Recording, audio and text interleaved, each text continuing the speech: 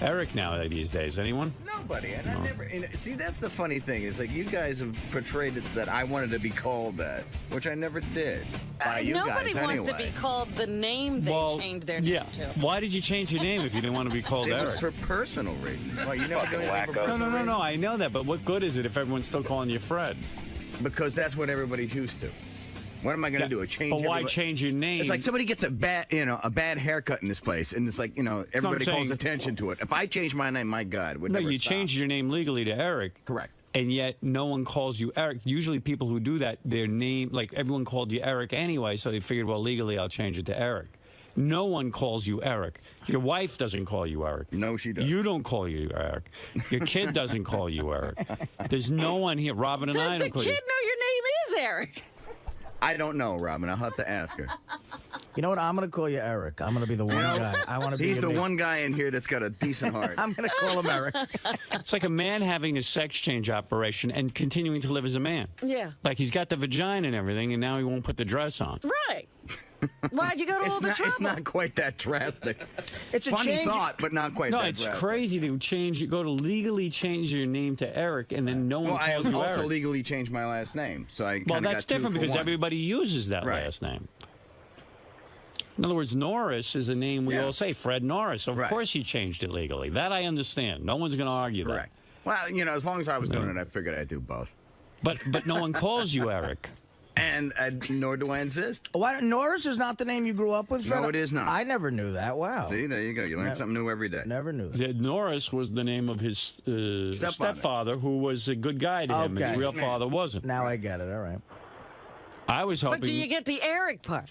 Not really, no, but I don't know if I want to delve into it. I mean, Fred obviously had some family issues that, I had a ton of family issues. I mean, that are kind of dark, and it's his own thing he's got going on there. But nobody uses the name. Well, it's one of those changes you make in life where you still give people an option. Like, if you change your phone number, they have to learn the new phone number. Do you understand something? If your name, let's say Fred Norris is the name that he has. Right. Okay.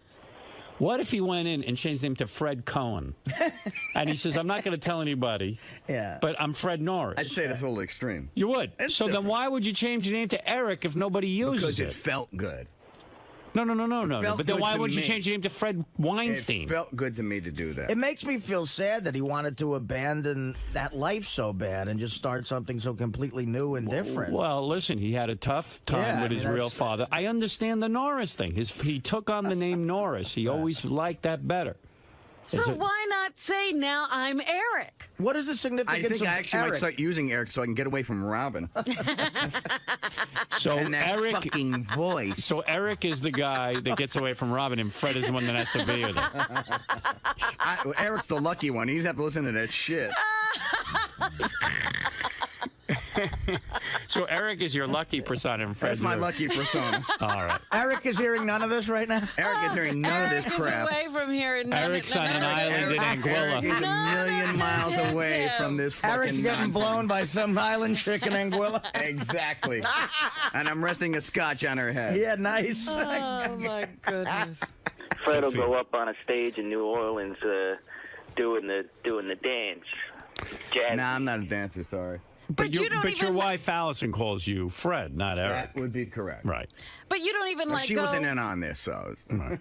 Did you tell her you changed it to Eric when you were doing it? And what did she think of that? That no one calls you Eric and you were changing your name to Eric? I don't think I put it to her that way. Right. What'd you say to her? I think I put it to her my own way, which was not your way, which is not as funny. What did you say? What did you say? No, I said here's the deal. I've always hated the name Fred. And and my mother was going to name me Eric, and for some reason, my father, my biological father, said no, you can't name him Eric because it was the name of an old boyfriend of hers.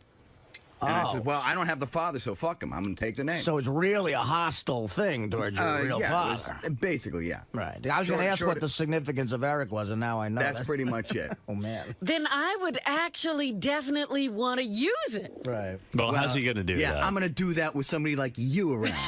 He'd have to wear a big shirt that says, call me Eric. Yes. Right. But, I mean, by now we would have been everybody laughed Eric. at Prince with his little signal, his insignia thing, so there's no way that they were going to change that. What is your... No matter how he felt. Do you have a middle name? My middle name, it would be Eric, yeah. Oh, your middle name is Eric? Yeah. Fred Eric. No, Is that well, what it says on whatever. that legal form, Fred Eric? What? Is this a court? I have to present legal No, documents. no. What was your middle name when you were born? My middle name when I was born. Now that's another reason I dropped it. This is just bullshit, but I'll tell you anyways. My godmother, who was the one who stole my father from my mother, gave me the name Leo. Leo. Oh yeah, you hate that. So Fred there you Leo. go. So That's the worst He name. stuck me with two shitty fucking names, the last name and the middle name. Did you drop the Leo now? Now you're Oh, Eric Fred. It's beyond. Are you Eric Fred Norris now legally? It's whatever you want it to be today. What does it say now in your legal papers? Eric Norris? There's no middle name? Or is it Eric Leo Norris? Eric, go fuck yourself, Dad Norris. Try that. What is your full legal name? That's all I'm asking. Fred Eric Norris. Fred Eric Norris. So your How's that for name you? isn't Eric, it's Fred. You are Fred. Oh, please. No, I mean, honestly, I don't know. Are you Fred It's a Eric? slow morning, right? Or are you Eric Fred? What, no phony phone calls over the weekend? I've got tons, but I got to get to the bottom of this. Just tell me your real legal name. Is it Eric Fred or Fred Eric? Yes. Tell me which. Whatever you want, man. Come on, Fred, we're trying to find out. Honestly, yeah, right. just want to know your legal name. He just said Fred Eric. You want to right? find No, out. it's not. He Oh, changed give it me to a break. Eric. But then he just said Fred Eric is his legal name. I don't think so, though. Fred, what is the big deal? You won't tell us your legal name? That is my legal name. What? What do you want from Just me? give me your legal name. Fuck you. Fuck you. Fuck you is your legal That's my name. legal name. Fuck you, Norris. No, are you Eric It Fred really is, or Fred actually. Eric? Are you Fred Eric or Eric Fred? I'm not talking about it anymore. Why? What? How have I offended you? You're not offending me. Then why wouldn't you answer? Because you're just annoying me now. No, why can't you be answering me? Are you Fred You know what's Eric great? It's like, or you know, Eric Robin, Fred? what'd you do this weekend? You know, Artie, what'd you do this weekend? Okay, and let's spend the next half hour. Let's No, fuck with you Fred. I smell a recount on the greatest moment ever next week. Fred, what makes this funny is that Yeah. you won't answer. I mean, like, what's your legal name? Eric Fred or Fred Eric? It's Fred Eric Norris. Now we're done. Okay. That's it. Don't Thank hold you. out. Fred Eric Norris. I didn't know Fred was Because I know anywhere because on the anytime I paper. offer any information, then it goes on for like another half an hour, and then another half an hour, and then another half Oh, an hour. stop it. Stop what? You're the one that started. Why would he make his middle name Eric? I thought he I don't changed it to know. Eric. That's what. Didn't we hear my new name? My legal name is Eric Norris. Yes. You didn't hear it from me. Yes, you did. You said it on the air. I have a It tape. came from blabba-booey. Blabba-booey. You mean McKine? Mackay. No, I was working on dates from the clips from the Artie date, which is a riot. But I just sat that on my desk and I heard blah blah bluey or something. So what did I do, Freddie? Nothing. Oh, what'd you do? Nothing. Mark, you're on the air. Just You being stabbed man. him in the back. You're just being you. Yeah, It's Fred what also you did, do. I'm sorry, I don't want to. I have more if you want, Fred. Some of my favorite More bizarre what? Fred Jesus. stuff is. What's with you, dude? Wait, what? What'd you say, Fred? I said, what's with Gary? No, what'd you do? I was trying to say I heard him goofing on me and I wasn't sure what I would. No, what- he said you were the original one who got into I this. said one little thing, and he gets in. No, he Fred, I gets just was trying to bristly. figure out what happened. Calm down. Am I right? No, you're wrong. No, all right. Well, I Benji's looking at me with that silly, sweaty look. So No, you called him blah blah bluey. you goofed on me and I'm just trying to figure out why. That's no, I all. said, maybe what was it? Blabber, Blabby. Blabbermouth. which is Blah, what he blah, is. blabbermouth. That's his job, and that's what he does, and he does it well. Or See, blah, blah, see, that's booey. Why were you the one who figured out that Eric was his new name? I don't remember that, but Oh, it's yeah, very so- possible. How did we figure it out? Very possible. Yeah, I think you were looking through the logs or something like that. The logs. Oh, you signed your name Eric? The logs, or it was either the logs or like an FCC license or something like that. I don't remember that. But Fred, if you looked and you saw Artie had some papers and it said, James Lange, you wouldn't think that was odd? I figured that's his business. Oh my. What show do you work on? Oh my goodness.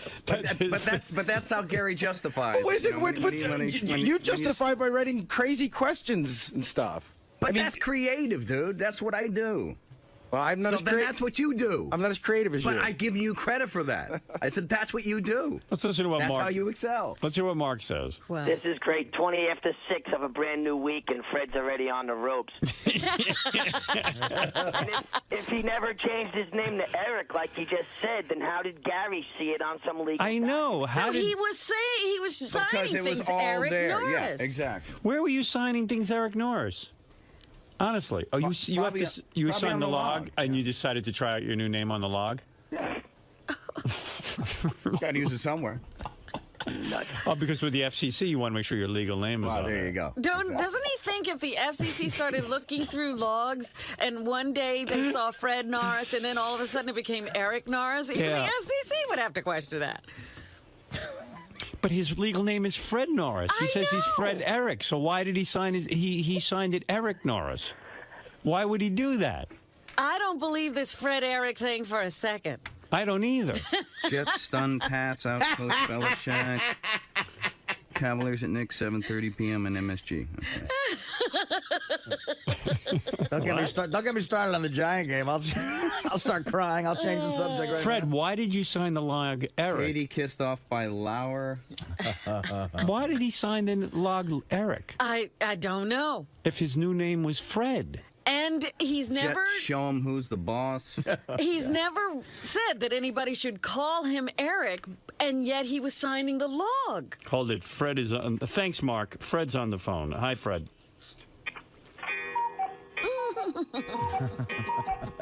That's Fred's sound effects machine is on the phone. I'm sorry. Oh my God. Klitschko-Briggs, a sorely needed bout. Fred's sound effects machine. Is there anything else you want to say to Fred? Hello? All right. That's stuck. I'm trying to see if Howard still has the tweaking he had in him during the Rainbow Room episode. Knock yourself out. Your sound effects machine is on the phone. Fred.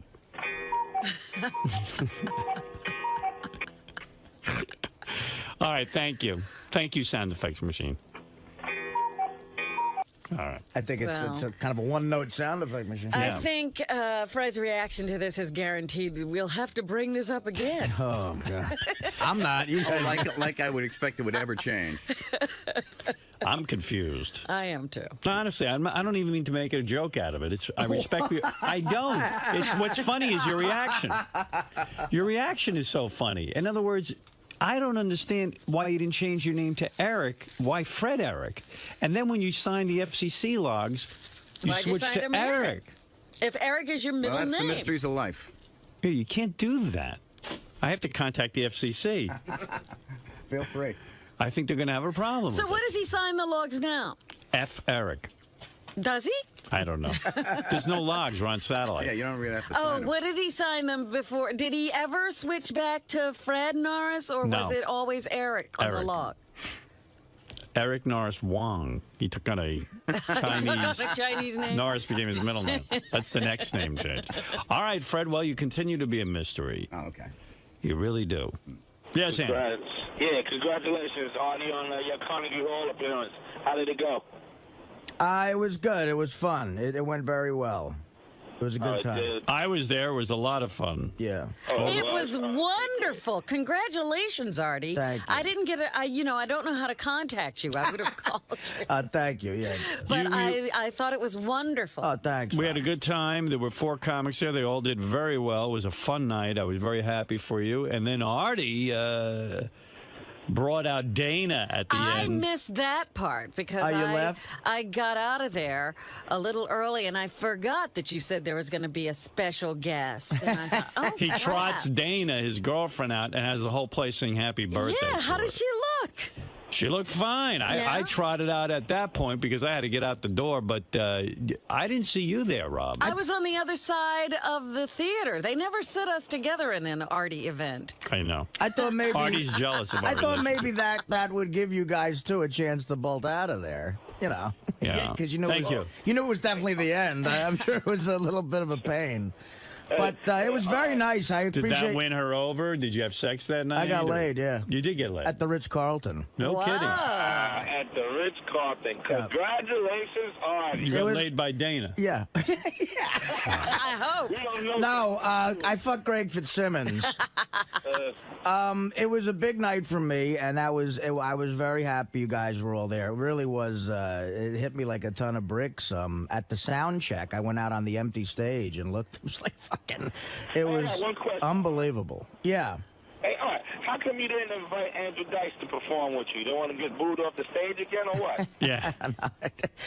Me and Dice at Carnegie, that might be a little too much, you know. All right, let's go over to Billy. Billy in Boston, you're on the air. Hey, Howard. This is Billy from Boston. Listen to you guys. You guys are great over on satellite. Thanks, man. Howard TV is great. I just want to tell you, I was at the Artie show at Carnegie Hall, and Double A and his buddy sat right in front of us.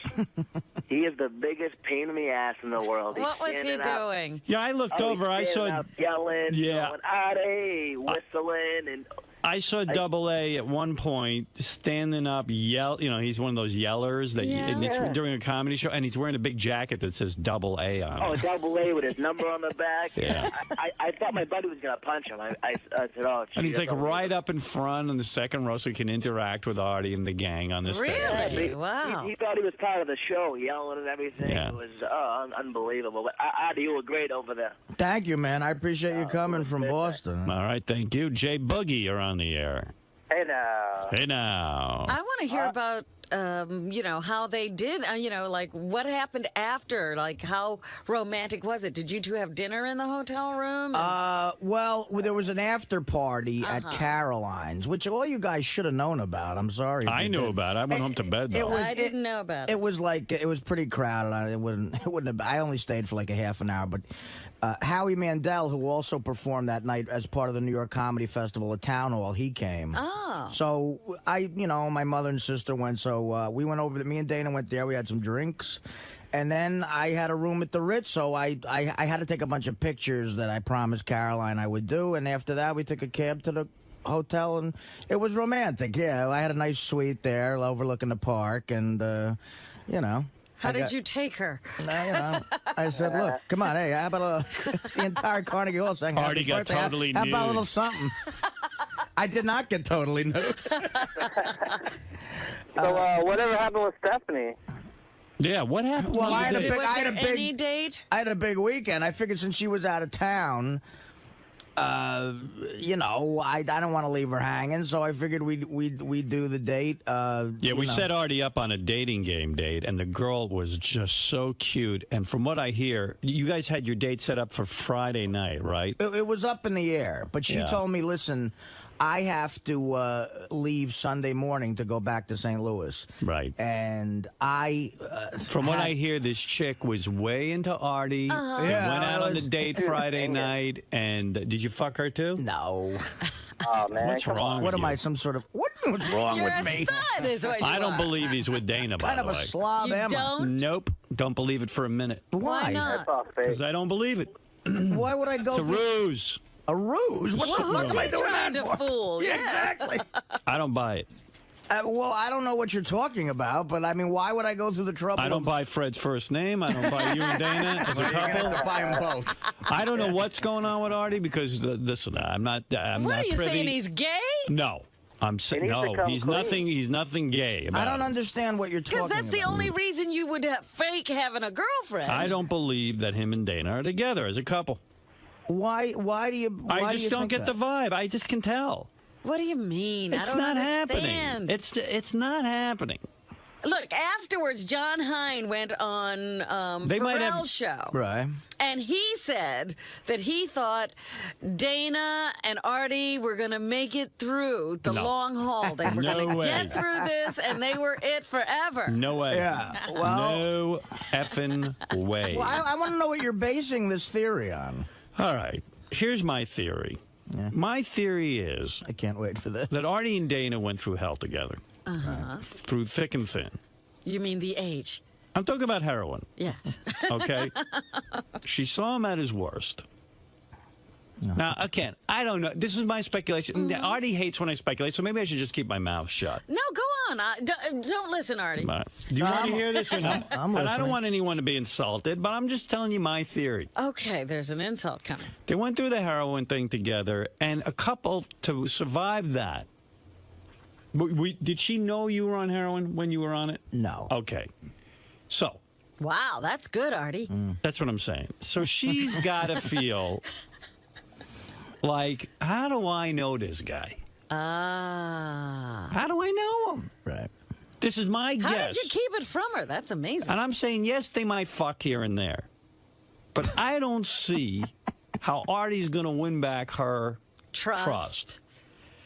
Now, he's got this new broad that I set him up with. There's no new broad that I... Excuse me. I don't have a new broad. I set him up with a girl who's a doll. It's a radio contest. They got a clean slate there.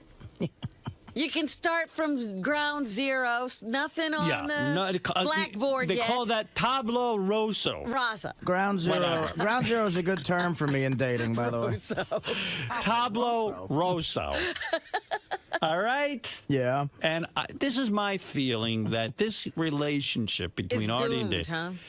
I don't want it. I mean, Artie's in love with her and everything, and I love Dana. I'm not saying anything disparaging here. I'm just saying I don't see how this relationship is going to survive. I gave the guy a brand new broad who's clean as a whistle. You know what I'm saying? And in love with him. Looking at him with goo-goo eyes. Clean as a whistle. Yeah, she's 23. How dirty could she be? Only had 2 guys or something, Yeah, something as far like as that. I remember. Chick is A, presentable. She dresses well. B, presentable. Sweet. You could take her to your mother. Yeah, C, well, so what the fuck? What is Dana fucking? No, but you got Courtney baggage. Love. You got baggage. I'm not saying Dana's Courtney Love. What Dana's about a great what girl. about the You fucked it up. She knows the baggage I have. This new chick. She didn't go through it with her. You, as far She as didn't see you. She didn't see you every day while you were on heroin. To give her 2 weeks. I'm I mean, just what telling you got a rough road ahead of you with this Dana, because she's always going to have in the back of her mind, hey, Artie was on the big age. Whatever. And anytime she's gonna, you do You got a anything rough road, weird, that's she's gonna all. be looking at you like, is that a sign? Okay. That's all I'm saying. I'm not saying it ain't going to work. But Yeah, I don't know. Look, I don't know either if it's going to work or not. I'm just saying right now, you know, stuff is all right. You get banged occasionally, then you guys get into it, then you're on the phone again yelling at each other and arguing. Yeah, I don't know if you need this aggravation. But you're in love. I understand. Well, I don't know what are you giving me advice through all this bullshit? Or I don't know. I'm not saying anything, because I've pulled guys aside a couple of times in my life and given them advice. Yeah. They never listen. They never listen, and they hate me for it. So I'm keeping my big, fat fucking mouth shut. Let me ask you it's something. too late then. for that. What do you mean too late? I didn't say Oh, anything. you're hating him already? No, I'm just saying, with your big mouth shut. I'm always right, though. Howard, how do you sit there and say, fucking right. how do you throw your hands up in the air and go, I didn't say anything? You I said didn't say everything. anything. What did I say? Everything. Am I wrong? Are you having a hard time? You guys still haven't worked it all out. Am I right or wrong? Well, I mean, it's not what it was when we first got together. Thank you. But I Thank mean, you. well, Thank you. it's way better, 1,000,000% better than it was 4 months ago. Look, you it's know. hard to recover from something like this. I ain't saying it's impossible, but it's always going to be. Then she's going to throw it up in his face all the time. You know, it's like when you're screwing a girl in Well, her how do you know? ass. But how do you know? See, all you know is what I talk about here. How do you know there's stuff I can't throw up in her face? How do you know it's Well, not an that's equal great, give and isn't take? it? That She's you got know the big- I'm just saying. She's I'm got just the saying big that, age. But what there's- good is that if you're throwing shit in her Yeah. face and she's throwing shit in your face? I'm just saying it might stop her from throwing any shit, and then there's no shit at all. Then we just live like a regular you're married saying- couple. You're If it saying was there's shit, something. throw it. You're saying there's something I don't know about No, that you could I'm throw just in saying, her of course, face. you don't know anything about the full relationship other than what I say on the air. I mean, So you're telling me, in your own Artie speak, there's a few things here in the history of Artie and Dana that you could She's throw in not her been face. an She's not angel. been an angel. nothing on the level of heroin. Right. Well, what is? What? What the hell could she You have got done? nothing You on know, her. sometimes she doesn't listen, Rob. Oh. What, But, you smoke some weed? I mean, come on. What are we going to talk about? What is she doing? Angel dust? Yeah. What the hell could it No be? drugs, unfortunately. Now, if you're telling me she cheated on you, That's not true. that's a different story. Neither one of us, to the best of our knowledge, has cheated. So, you know, that's That's what... not. What do you have to throw? You got wiffle balls to her baseballs. It sounds like. You got wiffle balls. Well, I mean, look, if I dated Ma Barker, she'd have shit on me. I haven't had the Listen, most pristine I'm just life. saying. I'm saying, what's the difference between within a month, this new chick or any new chick would have a bunch of shit to throw anyway? I'm not. It's not like I'm. It's still me. They're dating me and not a new person. The You got ammunition this clean other broad's slate. gonna Well, have you know is what? gonna pile up in a minute. Tableau rosa. What the fuck, tableau rosa is? You know what I mean? Blank slate. You know what it is? The new chick, Blank new chick knows all of your faults, but hasn't lived through any of them. So you're starting at a better place. Yeah. But she lived through them within 4 months. This one's coming into the heroin. She already knows. Oh, what are you going to do in 4 months? You got something planned? God only knows. Old Dana knows the heroin. I'm done making promises the new to Dana myself and anybody else. Old Dana knows the heroin. The new Dana, but old Dana didn't know the heroin. This new Dana she does. knows. This new the new person knows everything. Right. She listens to the show. She knows about But everything. she still sees you as, Artie. The old Dana met me, and Not I a did. mess. The first night I met her, I did 53 shots of tequila. That's what we're talking about. She can't get over that. I mean, I don't know. Listen, man, you do what you got to do. I just set you up with a little doll, but Dana's a doll too. I'm just saying. I hope you know what you're doing. Do you want to hear? I think you're an evil man. Do you want to hear clips from the date, Howard? Yeah, I want to know what happened on the date. What was she wearing? This broad? It wasn't. It was a very. We had a very nice time, but it wasn't. It was How'd very she look? uneventful. How'd she look, Artie? Give me the bottom line. It's funny. She looked like she's from Iowa. I didn't realize she grew up in Iowa, and she moved to St. Louis because it was. Look at her! Look at that picture. I mean, see what you're saying is such an insult to Dana. Like, no, right it's there. not. You guys don't get along. You're fucking nuts. I'm looking for you. It's not an insult to Dana. Stop looking for me because you're aggravating the shit out of me. No, listen to me, Artie. Artie, look at me. I swear I don't mean any offense.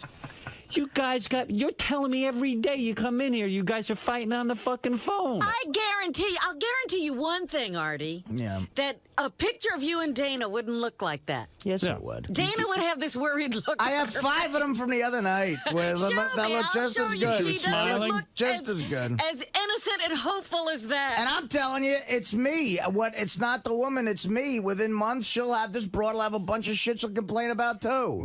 So you should never. Broads do is complain about shit. So you should never go out with any girl again. Maybe you're right, guy. You're very negative about yourself. I don't like to hear this. You just came off a big night at Carnegie Hall. You're back in the slums. I was going to say, how could Artie be negative? I'd love to marry Carnegie Hall. What are you eating? Stay there. Cookies. That's what he's eating. You know what's funny about that picture, Famous Howard? Amos, number 146. Marry Famous Amos. You know what's funny about that picture? I don't do interracial. You know how people send us photoshops of Artie? When Artie was 260, that was the Photoshop picture that they sent. Right. You know what I mean? I'll be quiet. Leave Artie alone. Not my kind. All right, so let me tell you about the date. Well, first of all, like I said, she's from Iowa, and she moved to St. Louis. She really is she's a sweetheart. She's wonderful. Nice girl. But she bought this new dress for the date, which is a very conservative dress, and she really looked cute. I mean, she looks like that's like she looks like a chick nice. unaffected by New York, and I bought her a new dress for the date, and it was funny. Like during the date, I mentioned I drove her home with Isaac and the crew in the back seat, and we were behind a garbage truck, and she said, she wanted to like jokingly yell at the guy to move, and I said, don't do that because of the mob. And she goes, what are you talking about? She didn't know the garbage is run by the mob. I thought that was the cutest thing ever. She goes, the mob runs garbage? I'm like, but she knows nothing. She goes, why would they want that business? I'm like, you could teach her a lot. well, anyway, but we had drinks at my place. Oh, it was a nice. Yeah, but you brought it to the Artie's lair. She came over. Yeah, I didn't feel like going out. Oh my goodness! The laziness is starting already. So so now she knows where you live. Yeah, I mean, I don't think she's gonna like. No, but that's great. That's in your apartment. Then now she can come visit you. That's in my apartment. Wow. Yeah, that's the terrace. She can come visit you. Smart. That's a stern move if I ever heard one. Well, yeah. Let me show you where I live, just in case you want to come over. Come to my. It was more lair. like, let me show you where I live because I don't feel like going where you live. So you're having drinks. What does she drink? We had yeah, it's funny. I asked her what she wanted. I had some wine and a bunch of booze, and she said, "I'll just take a beer." She actually drank a Heineken out of the bottle. And I had a Heineken, and it was a nice enough night to sit on my little terrace there. But the whole time, Isaac and the other guy. I mean, it's like Right, you get the whole crew. You're doing there. retakes of shit. Right. Which is just. But that's a good icebreaker for you. Oh yeah, it's wonderful. No, come on, you got to admit it was the most annoying thing ever. It was. Yeah. Yeah, but don't you think it's kind of an aphrodisiac aphrodisiac for the girl to see, oh, this powerful man, even his dates are filmed. You know, he's got a camera crew. I wish I had a camera crew at every date. You know, impress the chicks. Well, it is good in case they try to yell out, like, you know, some sort of date rape thing. Right. Where was Dana? Did Dana know about the date? Yeah, everything was up in the cool. open and fine. She knew about it. She actually was out with her sister. Her sister took her out for her birthday. Oh, that's what she calls that guy, her sister? Go ahead, yes. So you had the date. You had beer and alcohol. Yeah, so we went up there. It was a nice enough night. This is like I was telling her too. You lucked out with this trip. It's the greatest November in the history of November. The weather was beautiful this weekend. So we went out on my terrace, which has a view of the city with the river, and we had the beer out there. We had a nice discussion, and then she was telling me, like, you know, more about how she studied forensics in college, and now she's a bright girl. She really is. And we had a lot of fun talking, and then we went down to actually a restaurant where Robin took her to went. Wayne Manor. You know, Lua. Remember that place, Rob? Yeah, very nice restaurant. Beautiful restaurant on the Hudson River. Yeah. And I thank God my buddy owns it, because we had to come in with like a fucking crew. I love romance. And he gave us a table all the way in the corner where we could set up the camera, and then we had this place, Lua in Hoboken. It's on Sinatra Drive. It is actually. Yeah, Doug described the meal to me. Do yourself a favor. I got the pork shank, which is extraordinary. She had raviolis. I was teaching her about Gindaloon shit. It was fun. Oh, this is from Isaac. At dinner, Artie ate a good amount of food. They both started off with a big bowl of lobster bisque. Then they shared appetizers, shrimp skewers, quesadillas, and a tuna dish. I thought they were goodness. I thought they were done after eating the appetizers, because the bisque combined with the appetizers was a lot of food. It was. Then Artie's entree arrived at the table. It was unlike anything I'd ever seen. It was a giant roast pork shank. You know what it looked like when Fred Flintstone gets the giant rib on the beginning of the Flintstones? He throws it on the back and it tips the car. That's what it looked like. It looked like something you see at the king's table in the Middle Ages. It was a huge piece of roasted pig on a bone over a bed of rice. Fantastic. They let a pig over to the table. I asked the owner how much food it was. He said it was over 2 pounds with the bone. Wow. We, of course, have a full Howard TV special of Artie's date. Stephanie ordered a ravioli dish. For dessert, they shared... Listen to the amount of... Oh, here they are. There they are eating. Look at Artie. Look at Artie. Tearing off that meat off the Look at that shrimp. Man, no wonder she's in love with you. Look at you. I look like a bear. You gotta see this. I look like a bear. Yeah, look. Oh. Yeah, they say they're bears in Jersey. And then I stole one of her raviolis. Let me hear. Let's see. Artie, what's that you're scooping onto your plate? That's guacamole with the quesadilla. Oh, my goodness. After your big lamb shank? This place is like a... Look at the size of that. That's the lamb shank. Holy shit. No, that's a pork shank. Pork shank. It looks like a ham. Dude, the other half of that was the sandwiches during the Giant game, by the way. Dude, let me ask you a question. When you eat that much food, I enjoy don't you get myself. super gassy? Like, it's hard to be on the date because you got to shit and fart and everything? Not immediately on the date. I mean, the next day is kind of rough, but... Oh, hey, and also, while I'm all over the place, I do want to clear something up. I went to see Artie at Carnegie Hall. Right. I went out to dinner beforehand, before Artie's show. I was with Ross and Melissa. Mm-hmm. So at... I don't know. I made sure to pee before I left, you know? Yeah. So I get to the show, and I say to the guy, I'm just nervous because I don't know how long the show's going to be. And I figure, well, maybe I'll pee again. So Ross and I, we say, is there a bathroom? We walk in, and it's the public bathroom. It's where everyone goes from the audience. I take one step in, I say, oh, my God. The whole audience is here. Everyone's screaming my name. This is at Carnegie Hall. Yeah. Right. Everyone's no, it's fine. Everyone's screaming my name and everything. So I go up. I was going to walk in a stall and pee. Within 2 seconds, some guy was shitting in there. It was so bad, it was wafting. So I just turn around and leave. That was me, by the way. And Ross and I leave, and some guy yells out, "Hey, Howard, you're the one who fucking stunk up this place or what?" Next thing I know, 2 people now are going around writing us emails saying that I took a shit at Artie's Carnegie Hall. If you walk into a bathroom and it stinks, it's your shit. It's my problem. So that's so funny. Now I find myself defending myself. No, I wasn't. First of all, I'd rather die than shit in a public bathroom, especially around all my fans. Don't you think the entire audience knows that? Yeah. I mean, you would never. Well, I just was accused by 2 people because you never smelled whatever came out of this guy's ass is definitely illegal in this country. I like to know that my fans are relaxed enough to shit at the concert. Oh my God, there was such shitting going on before your concert. That's great. Incredible. Howard, do you want to? What about when you eat a pork shank like that, and appetizers, and lobster? And let me ask one thing. Have you ever heard of bite size? No. I like that play Gemini. Take human bite. I can tell you didn't care about impressing this chick. It's like you're using your fingers and you're in there and the shank. That's every date in the history of my. That's me at the prom. You want a video of that? Stuck the entire bone in his mouth and pulled it out with no meat. That's how you eat. Would you eat that much on a real first date, or would you be on good behavior? I've eaten that much on other first dates. You have? Absolutely. Right. Yeah. Howard, what the fuck? Why hide it? Yeah. Why I give respect false that. advertising? I respect that. I can't stand heavy people who don't eat in front of anyone. Well, the appetizers too were so big that I didn't actually finish the whole thing. I took it home and I did. I made sandwiches during the drive. Well, yeah, it says here Artie couldn't finish all of his pork, although it looked like in that thing he did. So he took it home. He also took Stephanie's leftovers home with him. Yeah. She didn't want the ravioli, so I just throw it all in there.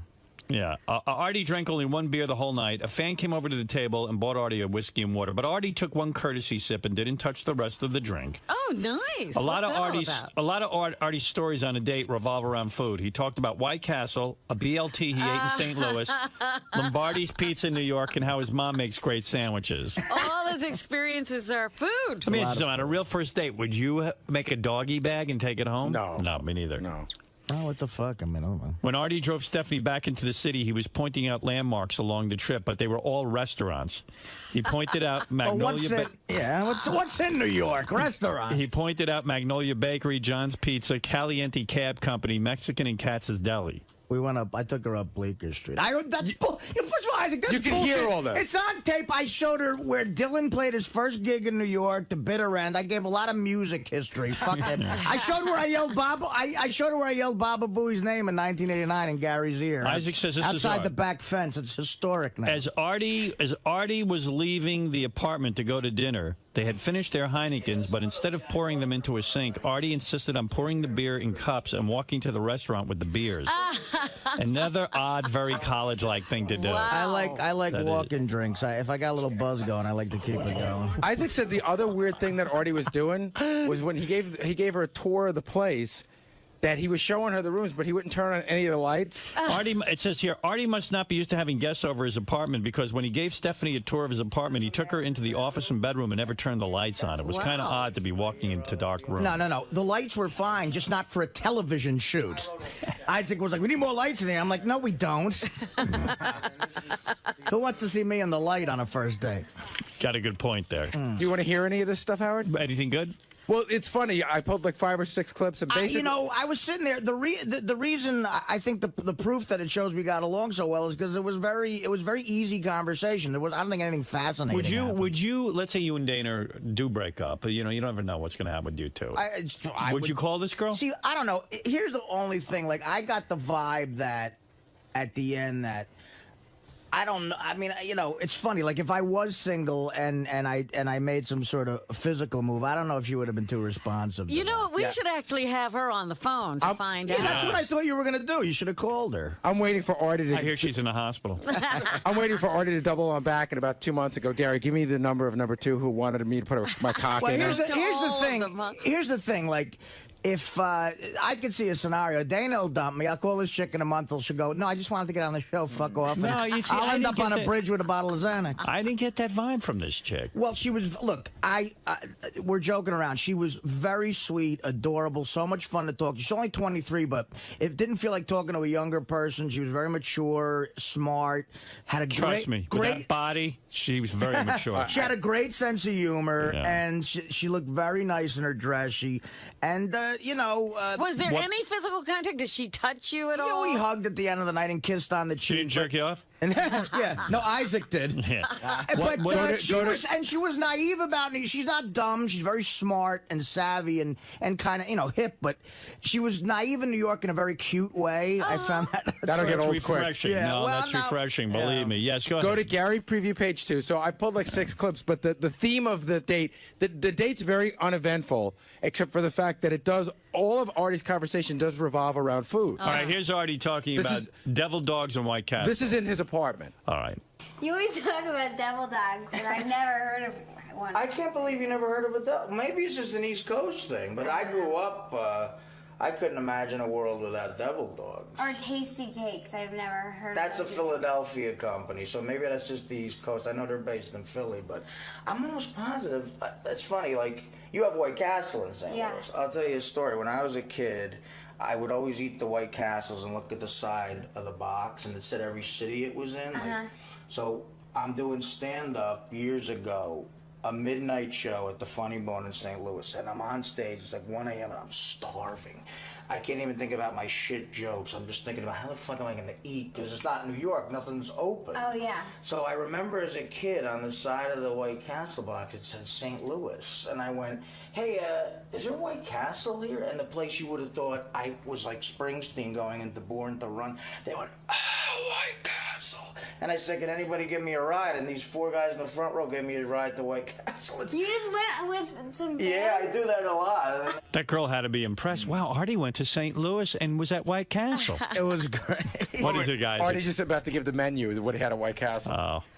We went and I got like 10 double cheeseburgers and a shake, and I fell asleep in my hotel room. The Adams Mark in downtown St. Louis with cheeseburgers on my chest. That's how I woke up. Hot. That's got to turn a girl on. What a picture. Just being up front, honey.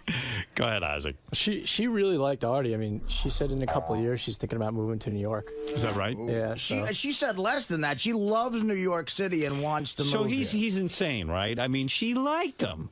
Howard, what is insane about me? I have a girlfriend. No. What is You're insane that you think that the girl. No, forget that. I'm not all talking about that that. shit. You have such a bad fucking self-image. I do, but not enough to where I would not call her. If I was single, I would totally give it a shot. Right. Yeah. I'm just saying, you know.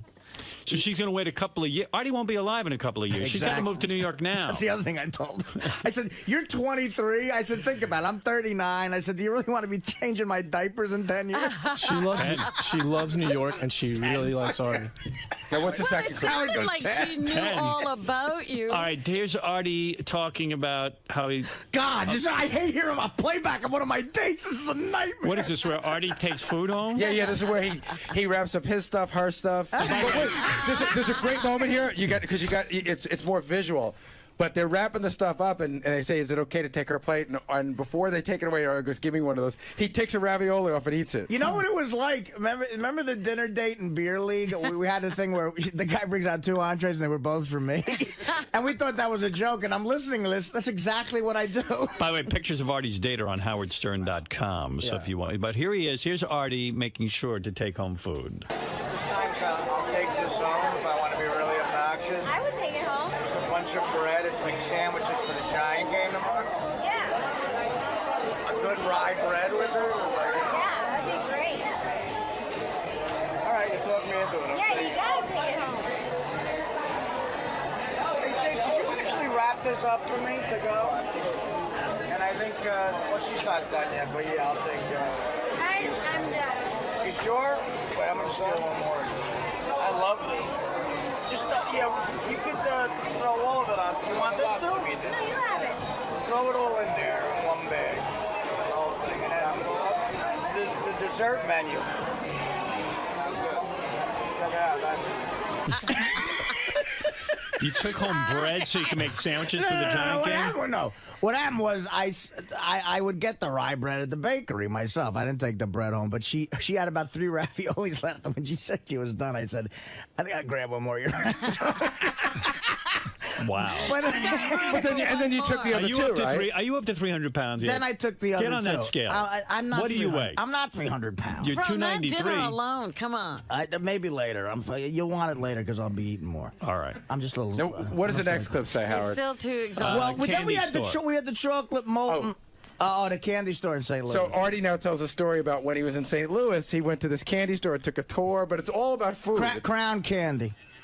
A few years ago, I announced on the show, I was watching the Food Network, and I saw some candy shop that makes homemade chocolate shakes in East St. Louis with Crown Candy Kitchen. Yeah, Crown Candy. Okay, so I Yeah. see a whole special on that, right? Yes. And I that's right. noticed that 3 weeks later I had a gig in St. Louis, so on the air I said, man, I was watching the Food Network and I saw this Crown Candy place in St. Louis and I can't wait to go to try it out. We talked about it for like an hour. My gig sold out in like 10 minutes. I went to Crown Candy when I got to St. Louis to eat. The place was mobbed with Stern fans. Really? It was so funny. And I ate like a big cheese. That was so good though. I had a bacon BLT sandwich. Like, Yeah. most perfect BLT, perfect amount of bacon, lettuce, tomato, and then a big fat chocolate shake. Yeah. And the guy knew I was coming, the owner, and he took us in the back and gave us a tour of the chocolate. He let me dip a spoon in the chocolate. Oh, really? Oh, it was so good. Wow.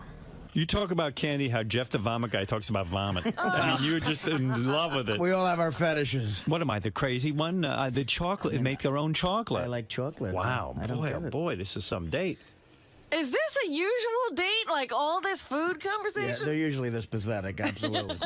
This is bullshit. This is pulling the fucking. We talked about Bakery, a lot of pizza shit. tour. Okay, so this is great. So Artie's in the car now. He's driving her back, and he may have pointed out other landmarks, but this is what I heard. All right. Now we're Magnolia Bakeries around here. Ooh, I love the cupcakes. Yeah, where we just passed it. And, oh no, there it is. That's it. It's always a fucking line, no matter what time. That's a good pizzeria right there. That's And good. Did you ever hear John's Pizza? Did you ever hear people talk about that? There's like a few of them. That first one, I think it might That's be the one you still- said to go to, right? No, that was the one I was talking about was Uptown. But the restaurant is Frank's. Remember I said, Oh, Frank's. Don't forget that 2nd and 5th, Frank's. Oh, yeah. And then here's Artie finally capping off the night with Katz's Deli. That's a good one. Wow. Katz is a legendary Jewish deli in New York. I was telling Steph, she's always thinking about new places to eat in New York. Go absorb all the booze at the end of the night with a pastrami from Katz. I love It's pastrami. Unbelievable pastrami. So check that out. That's a new place you can try. If she had said to you right then and there, let's go get a pastrami, could you have done it? At that point, I don't know. Might have been. That would have been rough. Katz is good enough to wear, maybe. Yeah. Well, there you go. There's a lot of people who want to. I mean, I am running late here. I do have to take a break, but a lot of people do want to comment on Artie's date, and let's hear what they have to say. Eric the Midget, you're on the air. Go ahead. Hey, Artie. I heard a few minutes ago Robin make a comment about your pork shank coming to the table. She said that why they let, or how they let that pig at the table. Well, they let you there. You're a pig. Eric, nice. Oh, wow. Eric's been trying out some roasting jokes. All right, Eric, thank you. Way to put down Artie, man. You're really on fire today. You're killing me. Yeah. I mean, stop it. I'm gonna cry. All right, let's go to Ken. Ken, you're on the air. Hey now, how you doing, Howard? Hey now. She's, you know what? I was on the howardstern.com. Man, Artie's date is hot. Yeah, she's a very hot girl. Very nice girl. Mexican and Irish, very nice combination. And by the way, I like Dana very, very much. You know I do. I love her. So I don't think you like anyone but yourself, but go ahead. You might be right about that. Marianne from Brooklyn, go ahead. You know what? You're Oh right. my God, Howard, this is sickening. In a couple of years, Artie will be telling us, we told you so. Artie, this thing with you and Dana's got to stop. Either get shit or get off the pot, Artie. I'm sick of hearing it. I just can't take it anymore. The girl was so nice. I saw a dial a day. You didn't even give her a chance. You're talking about food and restaurants. How boring. You think a man like you would be a little more creative on a date? Shut the fuck up! Siobhan, Oh my God, shut up! Siobhan, you're on the air. Go ahead. They're all coming Artie's after party was awesome. I went there. I met Dana. She Oh, yes. was very nice. Siobhan came to the Carnegie. Were you at Carnegie Hall, too? Yeah, Irish John gave me a ticket to go. Oh. I couldn't believe it. I had no idea. Does Irish John have tons of money or something? How does does he get all tickets to everything? I think he makes a good living, but he definitely has great contacts for tickets. I've seen him at Knicks games in the second row, Yankee games. He's got contact. But I like John. John's a good guy. He's very supportive Eric, you're on of the air everything we do. Go ahead. Hey now. Hey, Artie. Yeah. Can I be? It sounds like you had a wonderful night. Yeah, she's great. I want to know, can I be your next date? Sure. What do you want? You want a lamb shank? Let's go to Joe. Joe in Fort Lauderdale. Hey now, Howard. Hey now. Hey now, leave Artie alone, will you please? I was married to a junkie for 10 years. Oh. Let me tell you something. Dana's going to stay with him as long as it takes. It's her choice. If she wants to spend this much time in and out of a junkie relationship, that's her business. All right, I'm out of it. I just wanted to know what was going on. I'm curious. I'm asking the question. It's not just Artie's call. It's Dana's call. That's true, too. You're absolutely right. Yeah, I do heroin for 4 months. I'm Sid Vicious I already. just hate to hear the term junkie and Artie. There's no Come junkie. on. No one's Artie's no junkie. I mean, How once dare a junkie, you? always a junkie, basically, you know. I just, you know, Sorry, Artie, I love you, but, you know, junkie, come on. I just, He you know, just likes junk food. I do. Why do you say I'm a junkie? I'm just addicted to heroin, coke, and everything. God, the jokesters on this show, when will it end? They busted my chops about the date. Go figure. They said I talked too much about food and I ate too much and I probably was gassy, which is wrong. I was a complete gentleman. And Isaac and the rest of the charlatans at Howard TV edited the piece so it looked like I talked about nothing but food. I talked about museums, culture, music, some plays, my favorite Harold Pinter plays, Chekhov, and they leave in me talking about pork shanks. So fuck everybody. I had a good time, and I think the chick is hot, and she wants me, so I don't know. Well, That's it. You know, what happens if things don't work out with Dana? Then I'm calling this chick immediately, along with a whore on 9th Avenue and 37th Street I've gotten to know at a red light. And so I go, all right, and I go outside with these 3 other guys who were literally so like... his only instructions were don't get hit by a car? Yeah. Good job. He said, I'll never forget it. Go, don't get hit by a car because I'll kid shit about that. Nice guy. And there was another guy with a speech impediment who would go out and get the breakfast. Yeah. And I'll never forget, there's another black guy, and he mispronounced my name. And he would yell out in the morning. He was trying to say Artie breakfast, but what he would say was, and this haunted me for years. He would always go, Artie breakfast. What a scene. And it's like, I don't want to laugh in his face with a, all right, breakfast. Wow. So after the first day, I'd make the mistake of telling my fucking buddies what I'm doing. They all dropped by. Oh, they all came by, and like my friend 70. How long did that go on for? I did 25 hours. So when I completed the 25 hours, I had to go back to the probation officer. And I go in there, and he goes, you're going to have to get in front of the judge again. And, but you need to, he goes, dude, you have nothing in your life. You don't have a job right now. I was getting paid under the table, and my father's business, I was doing that secretly. And he's like, you have no job. You have no college credit. You're not in college. A judge is going to really get pissed. He might give you another year. So you got to get an activity. And, you know, as a big fan of this show, I heard the Connecticut School of Broadcasting. I called up, and the guy was so nice. I told him my situation with my old man. I told him I'm broke, and he gave me a scholarship. What? Wow. Like, they were so nice to me there. So he gave so me... you got to go speak. The whole thing cost me... The whole thing was $3,000, and he gave me like $2,000. So I had to come up with another $1,000. I got like a payment plan, and I had to work it off for a few years, but it was no big deal. And the school. So when you went in front of the judge, you said, "Hey, I'm going to Connecticut School of Broadcasting." I said, "Well, my lawyer." They looked favorably on that. My lawyer said he's in school right now studying broadcasting, and so I would go there and. The young man is really straightening out his life. The judge is thinking Northwestern University. Right. And No, you're at Columbia. One look at me, he wasn't thinking Northwestern. But that was at the height. I mean, that's what I started to get into, you guys. Young man's going for higher education. That's in March of '87. March to June of '87, when I got into you guys in a way that was like, and me about 5 of my buddies, it was crazy. I mean, we listened to you guys. It was a religion with us, and I would go in there influenced by you. I was the first generation sort of influenced by you, and I'll never forget.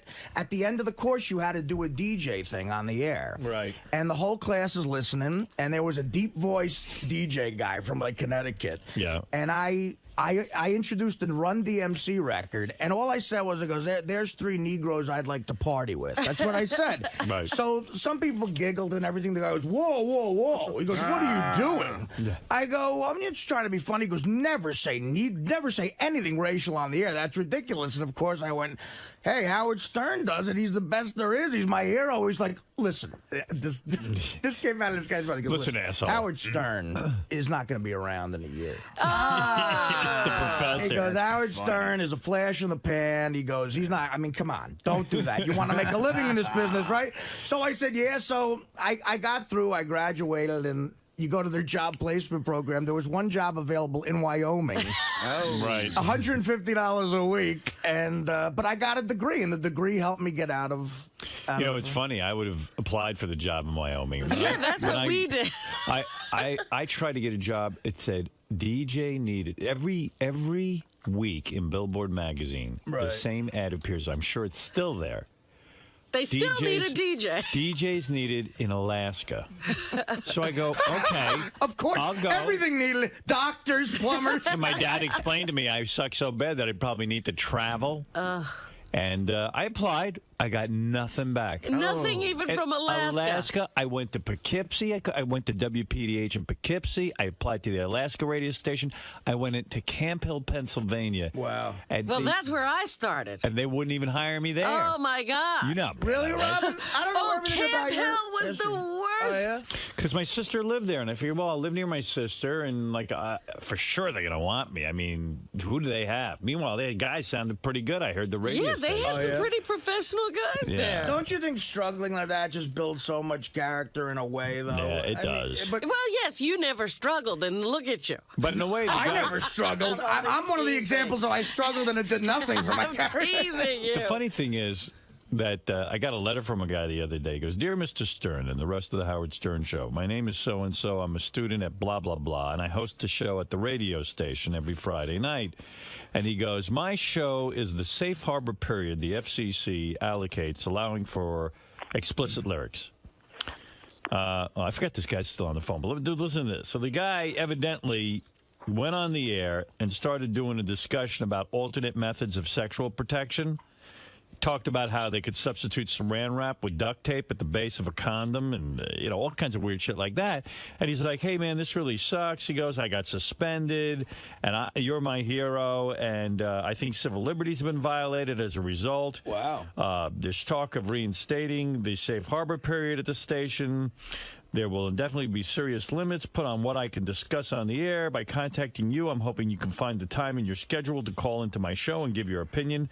This kid would hate my opinion. My opinion would be, I'd like to call this kid and go, listen, asshole. What do you think? I just got on the air and was able to say all kinds of weird shit? But you got fired from your college station. Yeah, but that was... So take your firing. But it was original back then. I mean, this guy, what he's got to do, and the guy at the Connecticut School of Broadcasting was probably right in saying to Artie, listen, before you get in the fucking clown car, be an acrobat, you know? I mean, get on the air, do it. Let me see you do it straight. Artie's a genuinely funny guy. Yeah, but that dude didn't recognize Artie's skill. No, believe me. That's the problem. Thank you, Robin. That was the nicest thing anyone ever said. Hey, I recognized your skills. You did, brother. God bless you. All right. But people ought to try figuring out who they're talking to sometime. Because every guy at the college radio station thinks they're funny. Now they're going to get on and do the Howard Stern Show. And it's like, you know what? Slow down a little bit. You can play by the rules a little bit. I told you, the guy at my broadcasting school said the one thing you need to do, Robin, is get rid of that laugh. Oh, really? Yeah, right. Okay. Well, he's right. It's a little much. The most recognizable laugh in the history of broadcasting. Let me tell you, a lot of people have said that. But yeah, so you think that would be interesting if the Howard TV films that? That would be funny, Definitely. right? Yeah. What are you going to do? What are you going to say to these kids? I gotta figure it out. I don't know. I also found out I'm going into my high school Hall of Fame. Me and Ray Liotta. Whoa! Wait a second. What are you gonna do? It's So like are I you gotta the figure. commencement speaker at the Connecticut School of I Broadcasting? have no. I mean, I graduated. There wasn't a formal graduation. Yeah. I might just go and talk to a class. But Right. anything's funny. Me trying to give people advice. Yeah, I wonder what you're going to say to them. I mean, the route I took is just sheer luck. It's like a Arthur fucking Lange. angel was on my shoulder guiding Arthur me. Lange, here are your students. Right, exactly.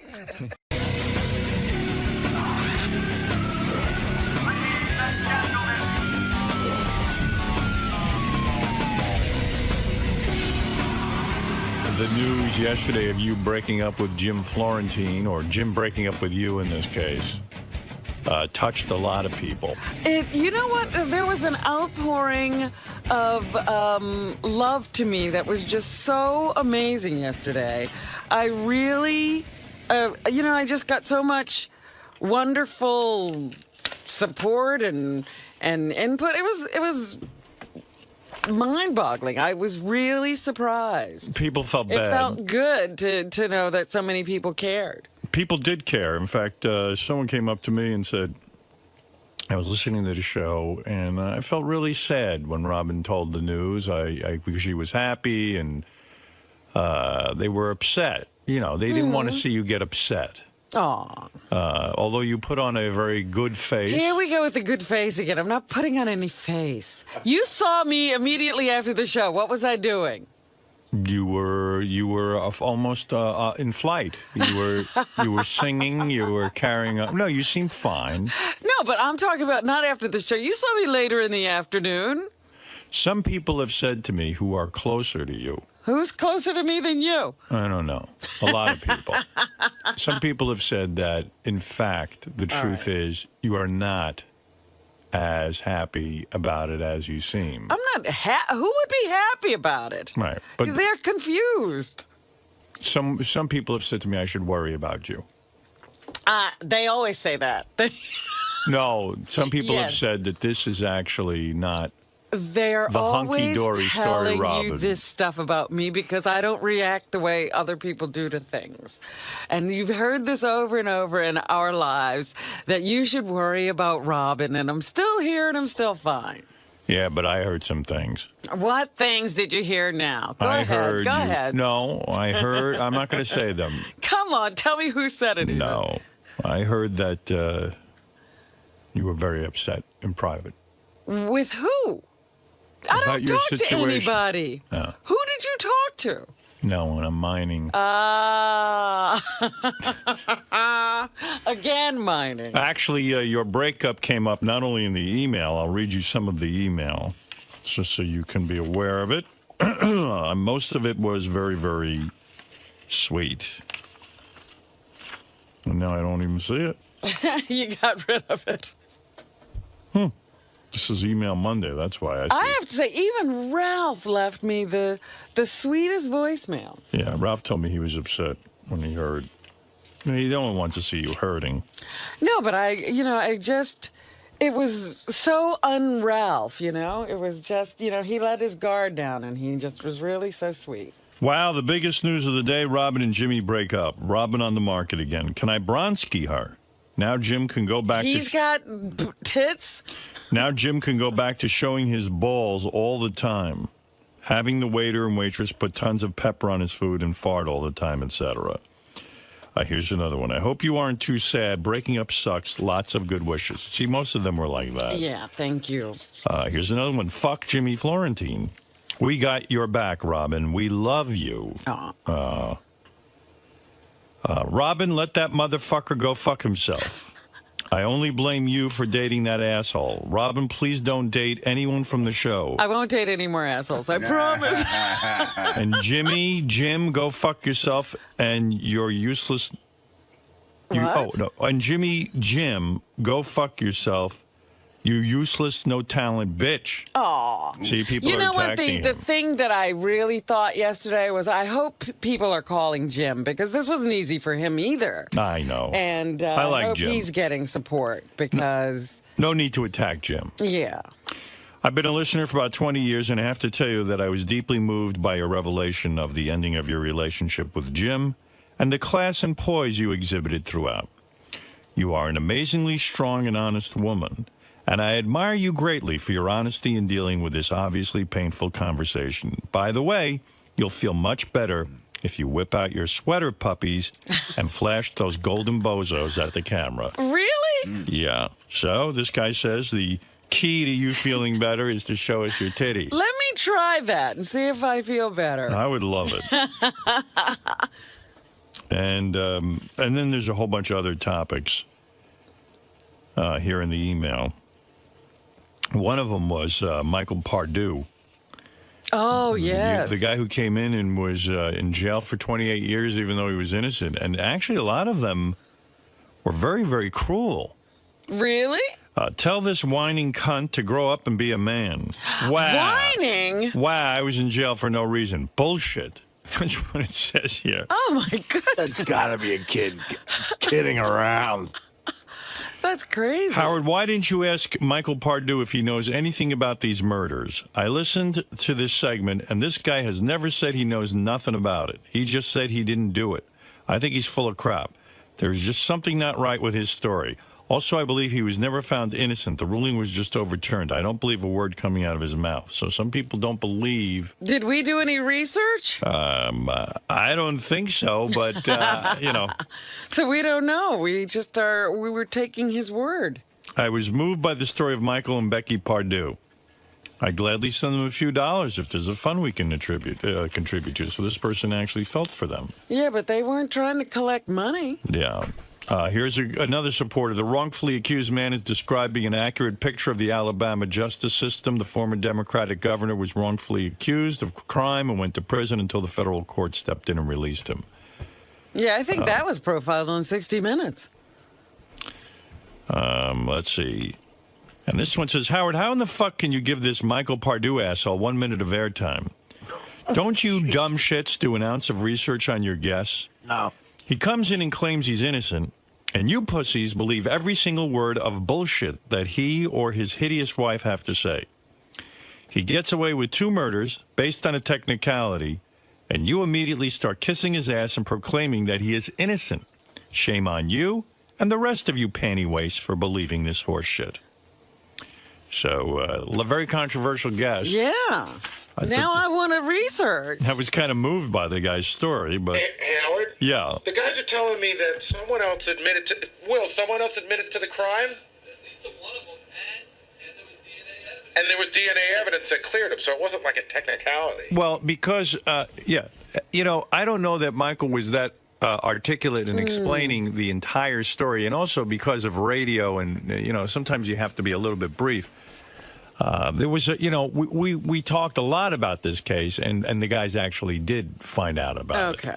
And I think there was really good reason to believe that this guy had been set up for 28 years, and he was a fascinating, upbeat kind of guy for a guy who had spent his entire life, from the time he was 17 years old till his 45th birthday, I think, in jail for something he didn't do.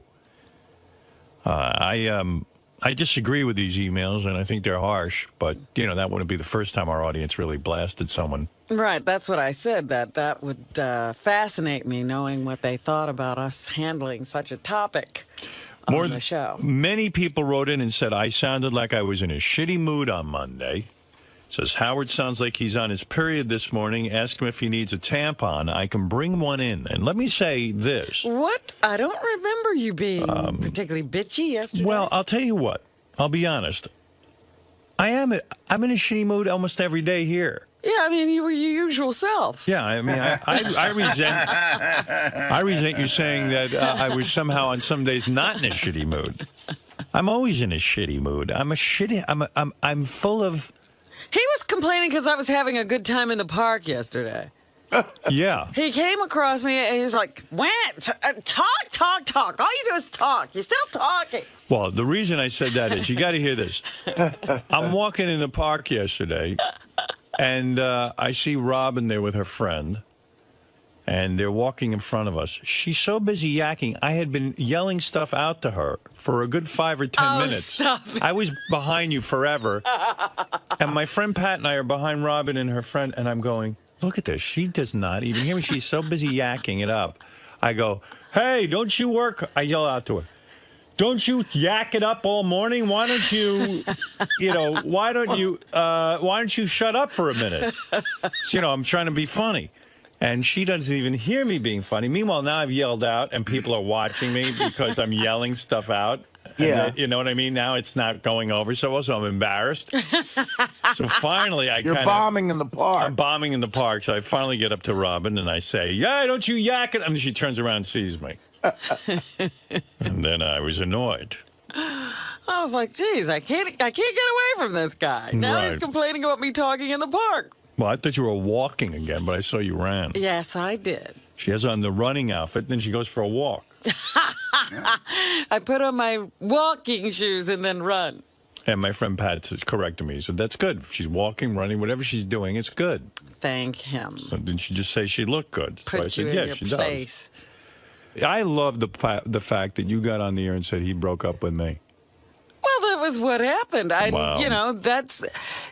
Sometimes people don't manage to make it, and one or the other leaves, and it's always this thing about the woman supposed to do the breaking up. Yeah, you made a really good point yesterday. I don't like when guys do that. And I have to admit I've been guilty of it. And I said, it dishonors the good times if you start fucking a person, in a bad way, just to make them break up with you at the end of the relationship. Just say you want to go. Right. Yeah, I thought that was a pretty good point you made. And I think I've been guilty of that, but I think I've matured somewhat. Mm-hmm. I don't think I handled myself like that in recent years. Uh-huh. Where, as a guy, or maybe even girls do this too, you start to act so fucked up so that the other person wants to break it off. Right. You almost act like... you actually start mistreating the people who you care were, about you. Yeah. happy with a few weeks or months ago. You start doing heroin. Yeah, you do silly things and mistreat them, and that's not a good thing to do. Yeah. Yeah, that was pretty cool the way you said that, and I admire that you brought that up. So in other words, and you said, hey, you don't need to do this. Just tell me how you feel. I was like, what do you need me to throw you out? Right. I'm not doing that. You have to say, I have to go, or I need to go, or I want to go. But you have to say it. Yeah. Guys do that too much. You put on a whole fucking charade. Right, because you might actually have some information that the woman needs instead of just going around doing silly things or making up reasons. Be honest. It makes you doubt your reality. Well, not only that, it's just that the whole relationship is based on honesty, and all of a sudden you start, lying or making up things or trying to change reality in order to get out of it, Yeah, and then you start to think you're crazy. You go, you'll say, hey. What was I doing here? Or you start to go, well, are you giving me signals? And the guy will go, no. Right. And all of a sudden you go, oh, maybe it's me. Maybe I'm fucking crazy. Or, he's going through something. I guess it has nothing to do with me. Right. You just want to know. Right. As a woman, you're saying to guys, look, if you're going out with us, If we ever had a good time, don't dishonor it by now making it a bad time. Just say the good times are gone. Love you, babe. See ya. You're so right. No, you're right. You're absolutely right. And I think a lot of guys can relate to this because we've all been guilty of it. Sure. Well, I'm sure women have done it too. But the point is, you don't have to do that. You want to go. You don't have to soften it up and have her tell you. You have to get out. You've never played games like that. No. Look at you. You are a woman. Hear you roar. Yeah, you're right. I admired your message yesterday. I think that's why people were very sympathetic, because you didn't bullshit anyone. Well, that's nice. Yeah. I believe you will be triumphant. La, la, la. As a matter of fact, good news is just around the corner for you. You said on the air, and I don't know how serious you are about this, that you really want to fuck a 25-year-old. I think she's serious. I don't know. If I found the right 25-year-old, why not? Well, because I know you need to feel a connection in order to be with But the guy. that's why it'd have to be the right one. All right, but you wouldn't be. So a guy sent me some pictures of himself in a little Here note. we go with the pictures. Well, all right. You want to see what the guy looks like or not? Sure, I'll look. After hearing Robin's breakup proclamation today about needing a 25-year-old following her breakup with Jimmy Florentine, I felt I had to throw my hat in the ring. I'm a 25-year-old who lives and works in Manhattan, 2 blocks from Sirius, which would be convenient for you to fuck. You after the show, you could get over there, fuck them, and then leave. And leave. Yeah. I have a great job as a software developer for a well-known firm. I'm 6'2", 185 pounds, blonde hair and green eyes. I went ahead and attached a few pictures of myself that I hope Robin will take an interest in. I would love to take her out to lunch or dinner and hopefully have a great time. Well, he's starting off right. I'm sure Robin will get plenty of emails like this one, but I hope this will rise above the rest, especially since I work right around the corner. And then he signs his name. Let me take a look. I haven't even seen... Convenience is everything. Based on the description, Robin, did you like the way Larry Bird looked on the Celtics? Here is a picture. Here's the first picture. Oh, he's kind of cute. All right. From what I can see. All right. And a sort of... It's like Heath Ledger. You know what he Like looks a like? Heath Ledger. You think? I was thinking more of that guy from American Idol. It's Ryan Seacrest. Ryan Seacrest. Here's another picture from a different angle. You can take a look at that. Oh, very all-American. All-American looking. Yeah. He looks like a gay guy. That's what America looks like. And finally, in this picture, I believe he looks like, and I'm not making a joke, that Beckham character, the soccer player. David. Oh, yeah. There's some resemblance He there. cut a girl out of that picture. Could be his sister. Could be his sister. I doubt it. Well, he's a good-looking kid. Looks Not like that he... I'm looking for a relationship with a 25-year-old, Could but be I Heidi just think Fleiss. that's funny that he cut the girl out. Well, he does seem like an interesting candidate. I don't know what you want to do about it. If you want me to march him in here, I will. March him in here? Yeah. What have you got to do with him? I'll march him in here. He said he was willing to come in. You want him to come in? Sure, why not? You do. All right. See, I knew those pictures would work. Gary, book this gentleman. See if there isn't a love connection. Or just a fucking connection. Or something. Well, I just don't want guys to, you know, come in here and fuck you randomly. Oh, really? We have to have some kind of screening process. If people are going to be having sex with you. I see. If we're going to be giving you away on the air. That's true. Well, this guy certainly looks like he's got the look that turned you on. You lit up, I have to say. I did not light up. Stop that. Right. Anyway, Lisa G is here. Speaking of working women. And speaking of attractive working. Who's more attractive than Lisa G? And she has a job. So there you go, Lisa she's G. She's keeping her job. She's keeping her job. Thank you. Yes, I am. I love working here. Good. Does Mark Consuelos, did he put you on a deadline for your vows? No, he hasn't really discussed that with me. He's just going to marry us.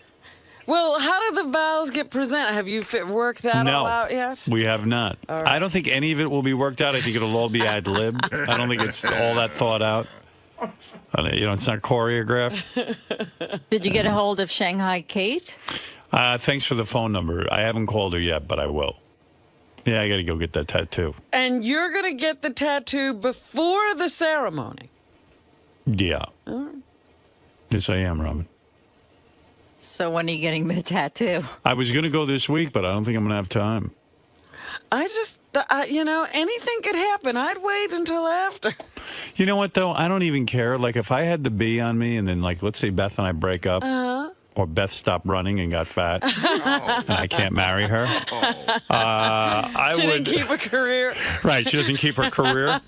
I would just keep the B on there almost as like a reminder of something. It would be like I've kind of worked that out in my head that the tattoo. I'm all about the tattoo, and let's say it doesn't work out.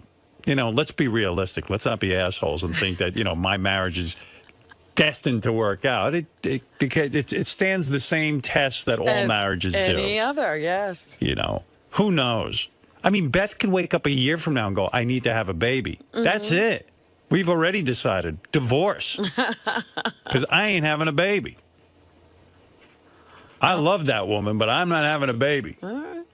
Because I would stop being in love. I'd be miserable. I'd be tortured. You would. You would literally stop being in love. I would. I told you that. That sounds like a choice to me. Yeah. It's not a force. It's a choice. A choice. I will have to be out of love with her. I would just say, I'm out of love with you. That's it. You really think you could do that? Yes, I do. I think you're silly. You don't think so, Lisa? You'd be a great dad. I was a great dad. He is a great dad. You know what I mean? To a new baby. I don't even know that I'm a great dad. You'd have to ask my kids that. I don't know if they think that. They're no judges. Yeah, I know. You know what? As a matter of fact, they don't even know how good a dad they have. That's right. They are no judges. Yeah. They probably tell you I was a shitty dad. They won't know for years yet. Yeah. They have issues. Yeah. Everyone has issues. Right. You got to drive down that street we were on in Afghanistan. Yeah, he's a good dad. I'll tell you what. I know one thing as a dad. This is the only thing I know about myself, and I can say this with 100% confidence.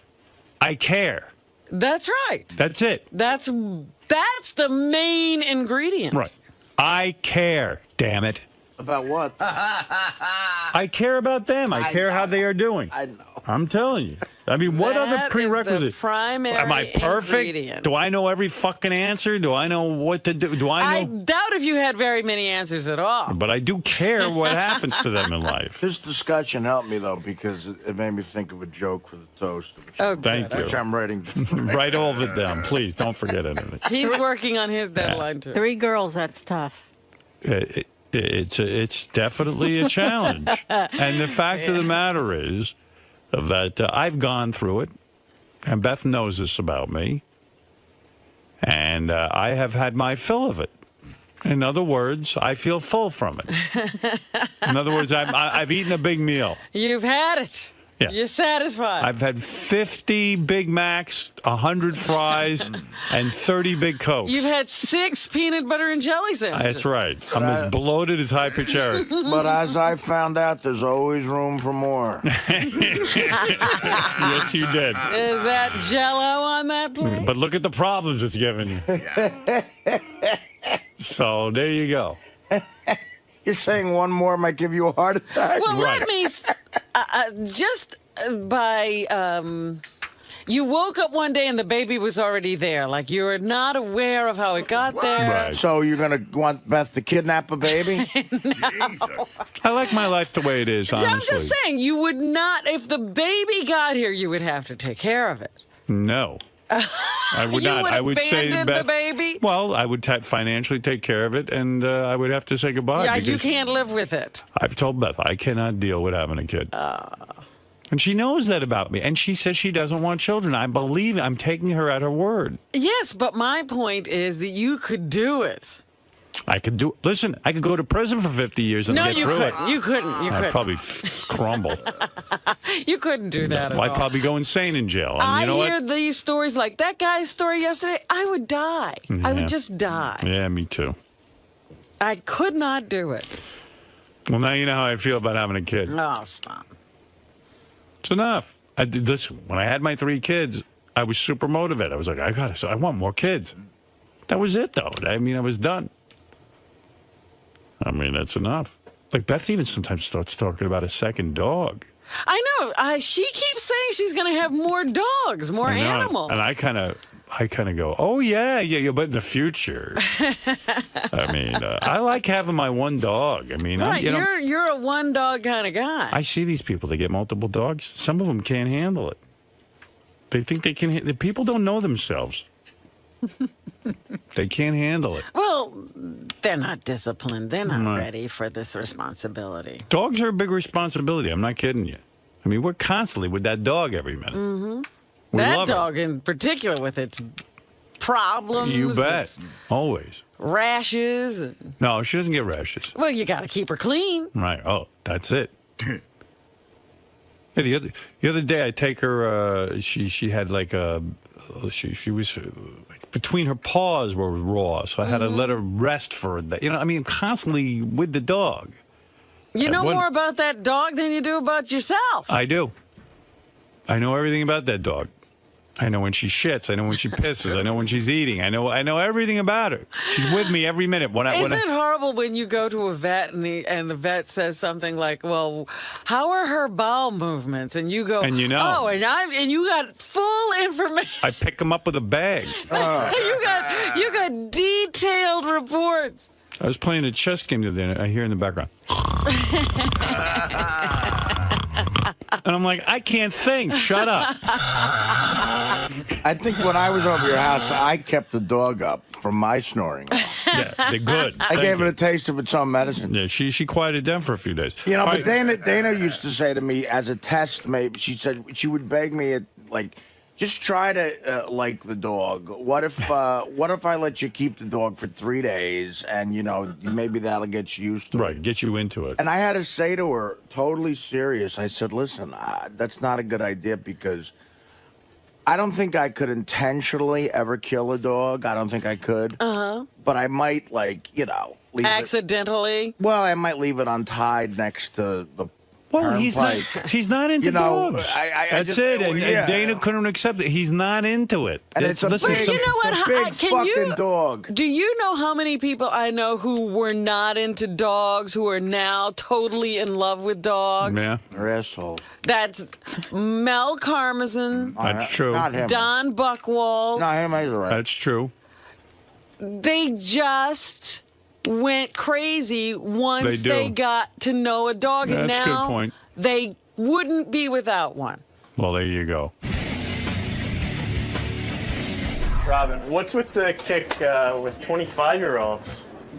What's not to love about a 25-year-old? Isn't that a little young? I didn't say I wanted to have a relationship with a 25-year-old. You just want to bang a 25-year-old. I said I wanted to have some fun with a 25-year-old. No, what do you think of the... A certain unnamed person was telling me a story not too long ago about once during a break in relationships having a little affair, shall we say, you know, with someone considerably younger. And even Hulk Hogan's ex has been cavorting with a 19-year-old. I'm not going that far. That's true. So, but they tell me there's something very interesting about it. And you want to find out what that is. I want to know what that is. What do you think of the guy who wrote in today? I don't think anything of him. We'll see no, when he gets physically, here. what- you Physically, look- he looked kind of cute. I Looks can like someone you see- want to date or be with? Well, I don't know that. I don't know that anybody sort of looks like who you want to date. You know, it's a personality thing more than anything. So, we'll see. We'll see what he's like when he gets here.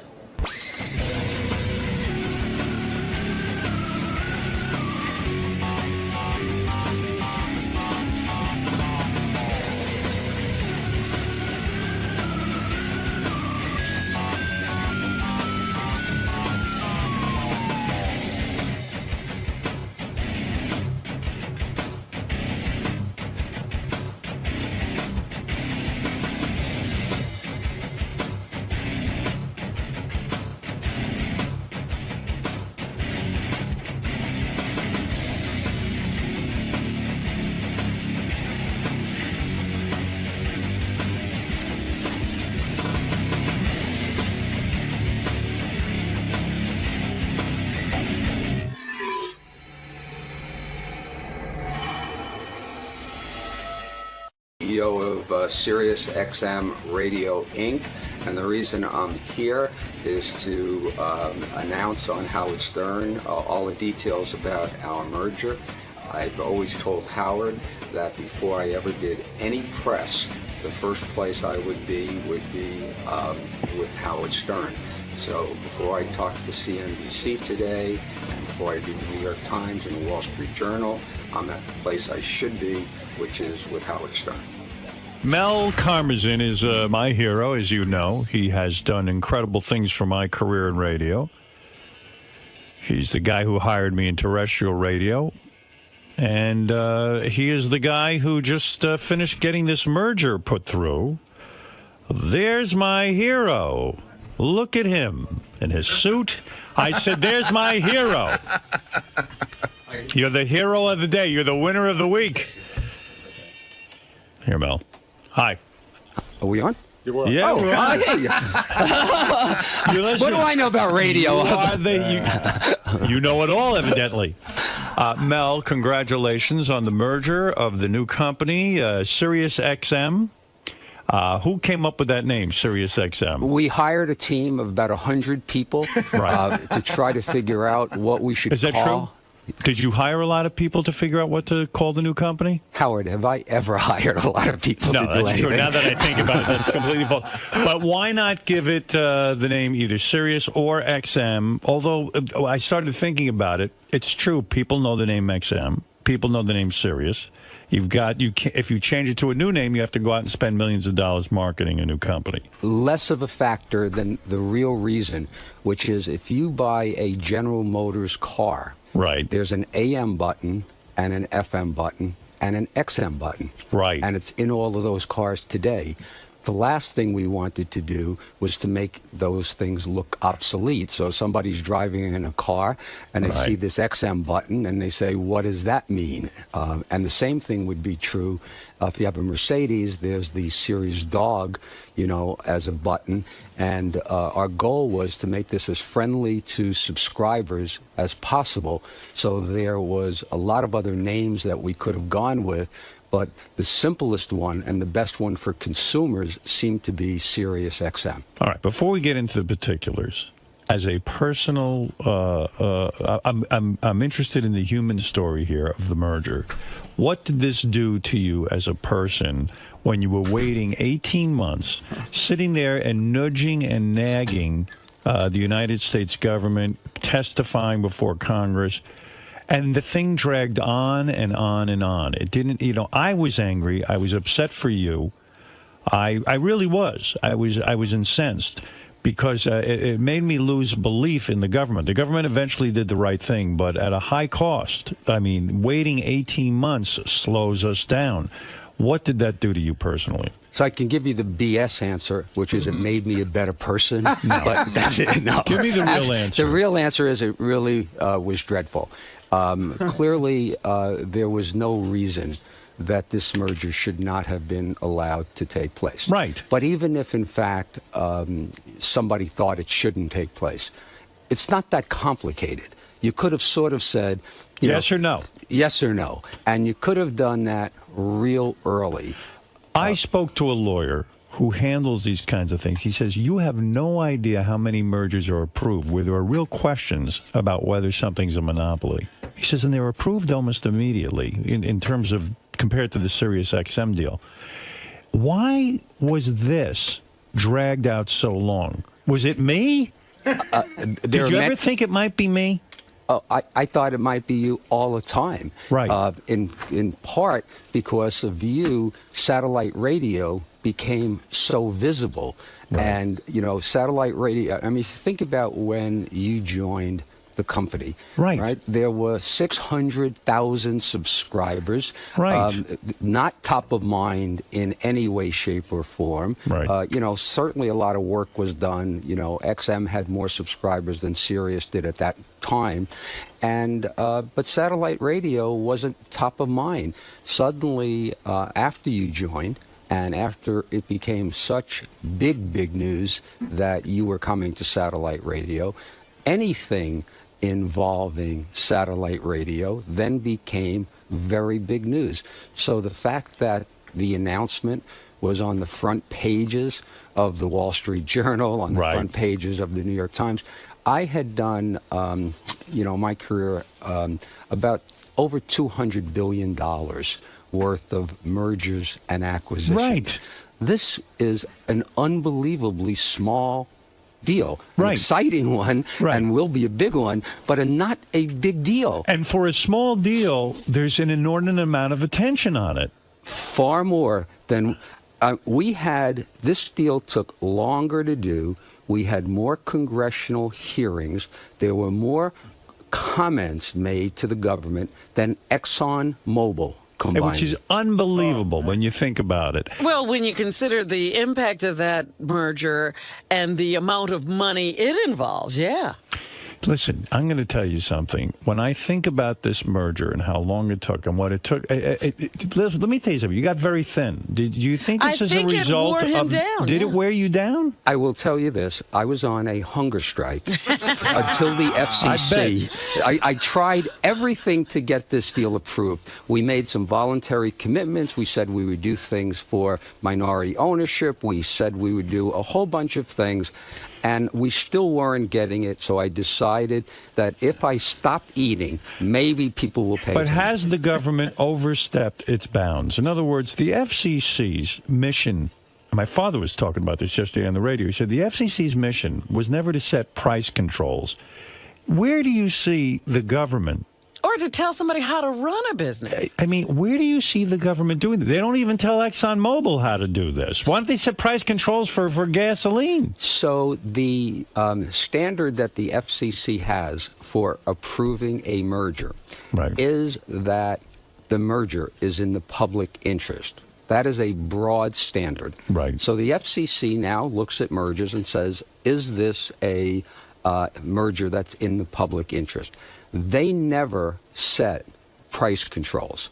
What we voluntarily did was set price controls. We said, you know what? We compete with free radio. We don't want to raise our prices. As a matter of fact, if anything, we'd like to lower our prices so that we can get more subscribers. Because you would think that if you charge $14.95 instead of $12.95, you'd have less subscribers, and if you charged less money, you'd have more subscribers. Right. So we, in trying to get the FCC to move the process along and approve this merger finally, we said, here's what we're going to do. And we outlined some voluntary commitments that we were prepared to do. The FCC accepted our voluntary commitments and therefore said this merger is in the public interest. But you had two Democrats on the FCC sitting there and saying, hey, we think there should be price freezes and this kind of stuff. That sounds like communism to me. There are two members of the FCC. They happen to be Democrats who are by the way, very nice, very smart people, but have never seen a merger in media that they would approve. Why? Because they believe, in general, there has been far too much consolidation in the United States in media. There's so few companies, you know, News Corp, Viacom, Disney. These few media companies own all of these assets, and therefore consolidation should never, ever be allowed. It's so bizarre that that viewpoint exists. I mean, I'm not... Because this is capitalism. This is a way of making money. This is a way of a company staying in business. I mean... But satellite certainly isn't, you know, the free press or the free media. No, not at all. But not only all of those things that you guys say, I agree with, but the consumer with the internet and all of this technologies that's out there have never had more choices than ever. Well, you know who was against this the most was the NAB. That's regular radio. Terrestrial radio was really against this. And I said, of course they're against this, because guess what? With a stronger satellite as a competitor to them, they're shaking in their boots. They're nervous that we're that good. And Howard, I think I really do feel that I need to take some time right now to absolutely thank the NAB for their objection to this merger, because when I told the board that we were going to go ahead with this merger, so back in February of 2006, I guess it was. Wow.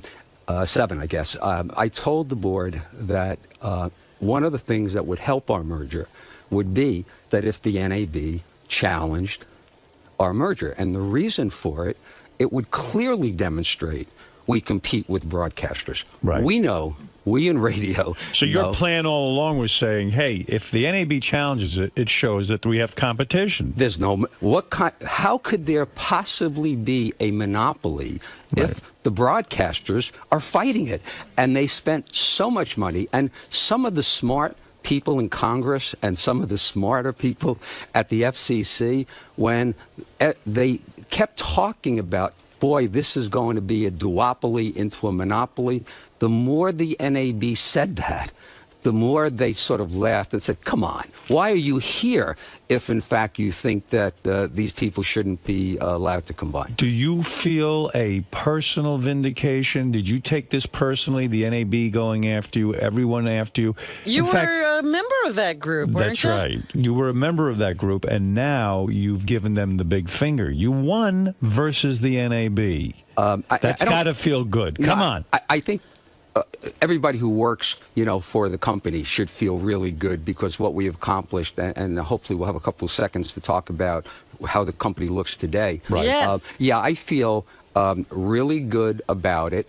When I was in terrestrial, old-fashioned radio, I hated satellite radio, okay? It was nowhere near. I mean, if you think about where it was. Nothing, yeah. It wasn't there. But you know what? I hated it.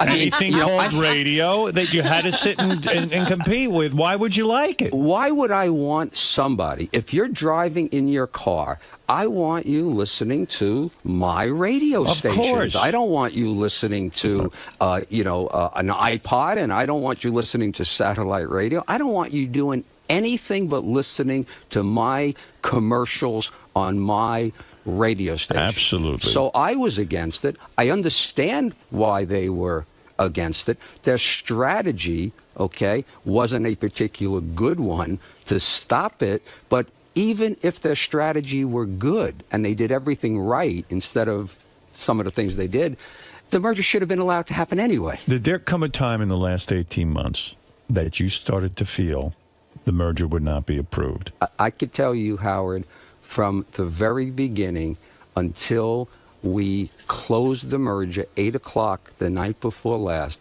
I had doubts that the merger would happen throughout that whole process. So did I. In fact, Robin even said when you kind of announced that the merger, or the FCC announced the merger had been approved, Robin said to me, what are you going to say on the air about it? I said, nothing.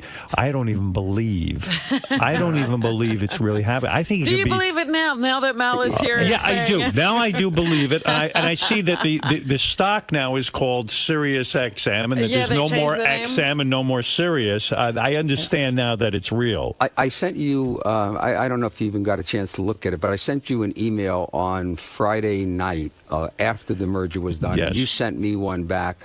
And then I responded to you because you were saying something like, congratulations. Right. And I said, no. Right. Okay, so as of last Friday night, after the FCC approved it, I still had questions. We needed to, XM, I don't want to get, it's not complicated. XM had a bunch of debt. So in this ugly market that exists, on Wall Street and finance, we, in the last week, had to raise $1,250,000,000. Oh. Wow. So unless we raised that $1,250,000,000, we couldn't close the merger. It was still in question. How do you raise that kind of money? Where do you go? You go to large institutions and hedge funds and investors, and you tell them that, we wanted to raise $400 million of debt. It turned out we raised $700 million, and then we needed to sell some equity, and that was very ugly because the market was terrible, and I hated the thought of selling stock at the price that it was at. Right. But the merger was so important because the efficiencies of the merger, the combination. Where did you learn all of this? I mean, you used to be a salesman. You taught me this. I mean, where did you learn all this? I mean, you started out as a radio salesman. All of a sudden, I hear you talking go to like business school, did you? I mean, what's going on? Are you taking night classes? So, what did you do? He got another degree. All right, let me ask barely. I don't think there was a business school that would accept me. You sure you know what's going on? No, I mean, really. I mean, these are. He sounds sophisticated. This is a lot of stuff going on, raising these monies and figuring out how to do all this. But okay, sounds like a lot of stress. Here's the real human question: if the merger had not gone through, let's paint a different scenario. You had failed. In other words, you weren't able to achieve this, would you have left this company? No.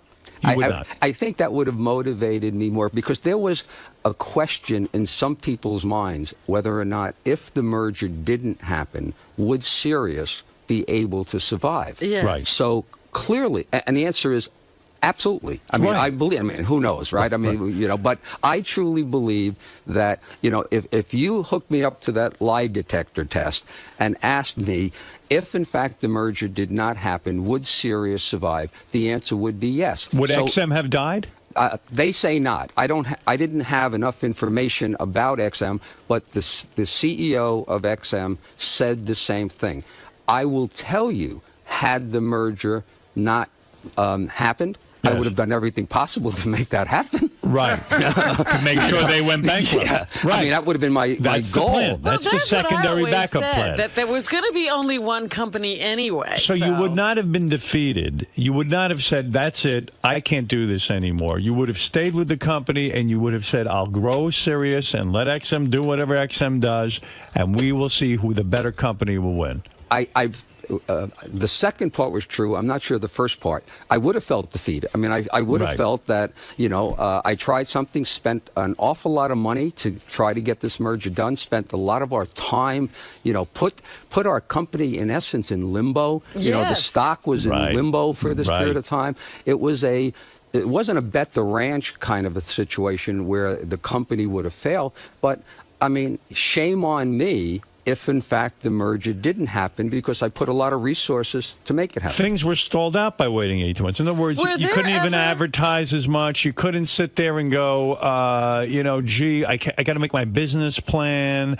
Don't you think even the consumers were confused and saying, I don't know which one to get now? That last one is the most significant impact. What has happened at retail. So, yeah, people still bought the car, and when satellite radio came in the car, they were thrilled with it. Right. But the large number of people who want to go to Best Buy or Circuit City and say, I want satellite radio, would go into the store, you know, should I buy it now? Which one should I buy? Are these radios going to work after the merger? There was so much confusion in the marketplace. If you think about it, it's almost like the high-definition DVDs. Right. There was Blu-ray, and then it was HD DVD. And until it got all sorted out, you didn't know what the hell to do. So no one bought anything. That's right.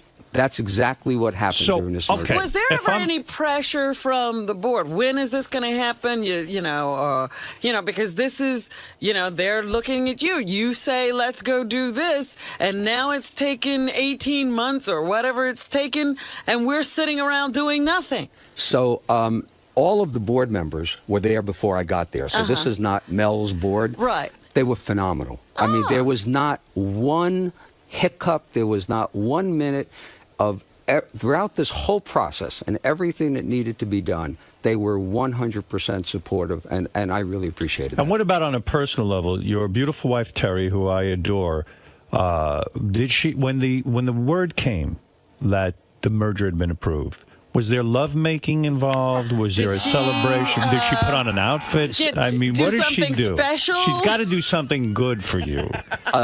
What happened? I must Take tell us you, through every detail. I must tell you. Yes. The beautiful Terry has always been there for me and has done everything. But this is special. I think as soon as the merger was announced and I got home and that I woke her up and I said, Tara, you know, the merger was just approved. She said, Mel, could you take the dog out for a walk? Is that what happened? So that's what happened. So that's And on another personal level, why is Tim Sabean so heavy now? What's going on with his weight? I didn't notice. Yeah, I mean, he's you getting know. big. Well, you went on a hunger strike. He Tim ate. went on an eating This has been strike. very stressful. We for all him. express our frustration in different ways. That's right. So now, you tell me Terry did nothing special for you after the merger was approved. What about the dog? You took the dog.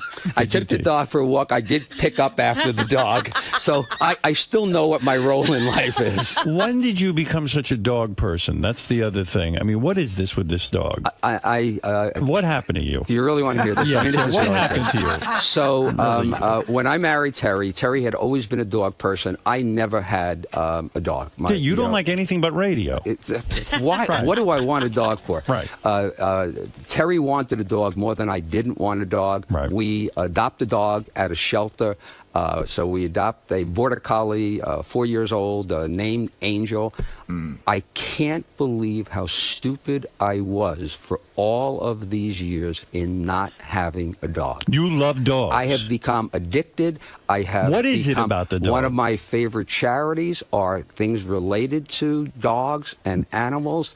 I can't tell you it's the fact that when I come home at night, the dog licks my face, because Terry used to do that. Okay? I don't see her doing that anymore. No more. Maybe no we'll, more. you know. I just love the dog. I mean, You dog love that sleeps dog. in our bed. I mean, absolutely, totally addicted to it. And would you say the dog likes you better than Terry? Terry thinks that. Okay. Really, it's that good. Yeah, but the because dog- I know my dog likes Beth better than me. Terry spends an awful lot of time, with the dog. Right. But I truly believe that, if there's any listeners, I mean, I hear snoring. I mean, No, if I- how do you win the dog over in a sense to make it like you the best? If Because you're not the one spending all the time. When Terry's not around, I talk to the dog and tell the dog all the bad things about Terry. and the dog seems to understand. And the dog gets it. And so now let's look at the future of satellite radio. Okay, where are we at? Because people What do is have this questions. company now? Okay. All right. Great. What are we doing? So let me tell you where we are today, All right. because a lot of people have perceptions of satellite radio, small company, things like that. If you today just add XM and Sirius together, so this is where we are today. Today. We are the second largest radio company in the world. Woo! Our revenue is $2.2 billion. Wow. The only radio company today that has more revenue than we do is Clear Channel. Right. And we're growing rapidly, and they are not. So we will become, in my opinion, the largest radio company in the world. I always in said a it. very short period of time. That makes them mental. We have today over 18 million subscribers. That's something. The only Well, how company, many people can hear us now, though? the only company that has more subscribers is Comcast. Wow. We have more Cable? Right. Wow. We have more subscribers than DirecTV, more than EchoStar, more than Cablevision. So Comcast has 24 million subscribers. Sirius XM has almost 19 million subscribers. That's impressive. So I think the main issue of the merger, because I think the rap today on satellite radio is no longer, will satellites work? Well, we know they work. Will we be able to attract content? You're the poster child that we can attract content. Will people pay for radio?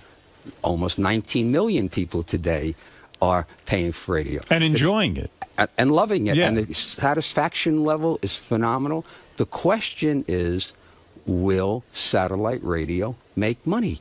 Because it's been around a long time, and company at some point has to make money. Right. This merger, in essence, creates such efficiencies because we were duplicating a lot of things together. They were advertising, we were advertising, they had call centers, we had call centers, right? All that costs money. All of that stuff now enables us to make money. So the question now really that's left is how much money we're going to make. Not if. Not if we're going to be able to make money. I like and this. It's so exciting. good. And, I can't tell you that, do we have Shall we competitors? dance? Shouldn't Robin get topless? Yeah, I'm up for that. Hey, now. I mean, really. You never have said that in all of these years. You ever How need dare a you? reason? You've lost your mind. Trey Jolie, Robin. So, there's a tremendous amount of competitors out there. Obviously, when audio entertainment, is big, there's a lot of ways you can get content. There are going to be more ways you're going to get content in the future. But I can't come up with a better way, than our way. Because when you think of audio entertainment, you think of out of home, because in home, though obviously a lot of people listen to audio content, you still got television and internet and stuff like that. Got even more competition. You got even more. So the place that was always, the holy grail was in the car. Right. And we have deals with every single car company. That's terrific. That is so great. I mean, that's true, because now that we're the combined compmpany, we can do. Under the so, same in answer to Robin's question, yes. in answer to Robin's question about when we could be heard, so the deal closed at 8:00 on Monday night. I spent yesterday at XM in Washington. I'll be back at XM tomorrow. Right. And one of the things that we've already worked on at Sirius, and that XM has also been working on, is when our call centers, when you call up, will be in a position, and our IT will be in a position to offer the best product on each other's service. So as an example, we're anxious to have your show on XM receivers. Me too. All of the receivers that are out there today will be able to get it. So the existing, 9 million XM subscribers will be able to get it. And in early fall, we're thinking September, but it may slip to October. Right. But the hope is in September, your show and some other serious content will be extended and offered to XM subscribers if they want to receive it. So if I'm an XM subscriber right now or a Sirius subscriber, I still get the same services I get. Nothing changes. And then I can add to that. Yes, you'll be able to, and the price that we announced to the FCC that we've committed to is for $4 a month.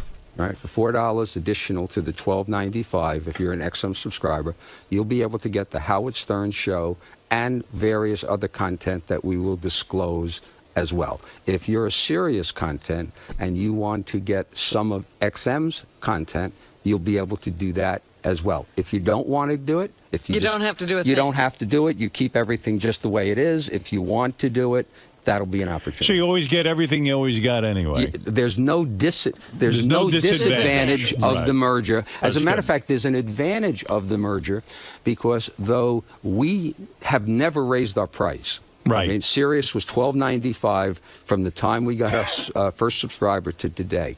One of the advantages is that we have said for the next 3 years, we're not going to raise our price. Right. So the only increase will be some copyright royalty, which will be a very insignificant amount in years 2 and 3 of the merger. So, the good news for Sirius is that, we're committed to the price. They keep the same content, and there's some upside.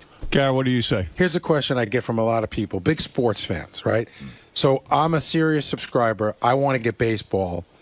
How, will I be able to get baseball before the end of the season? So we have not announced any of the specific content that we're going to be offering.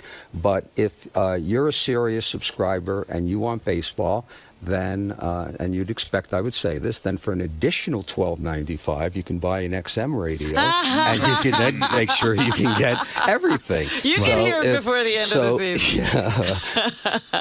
So it's what I understand is, so far, this is so new. We don't even know how things will shake out, really, in the future when it comes to technology, too, right? Because, like, some guy called up and he says, well, I've got a lifetime subscription, Sirius lifetime subscription. Does that get affected? No. He asked me. It doesn't, right? It's you have the same equipment. If and you the keep same that service. radio, that radio we've said will never be obsolete. Right. Will not ever be obsolete. And you can understand why it'll never be obsolete, because if you bought a car and the satellite radio is in the car, we need to provide service to that satellite radio for as long as that car is ever on the road. That's right. So it will not be obsolete. So we will not make the radio obsolete. If you have a lifetime subscription, what you should do is extend your lifetime subscription for a second lifetime.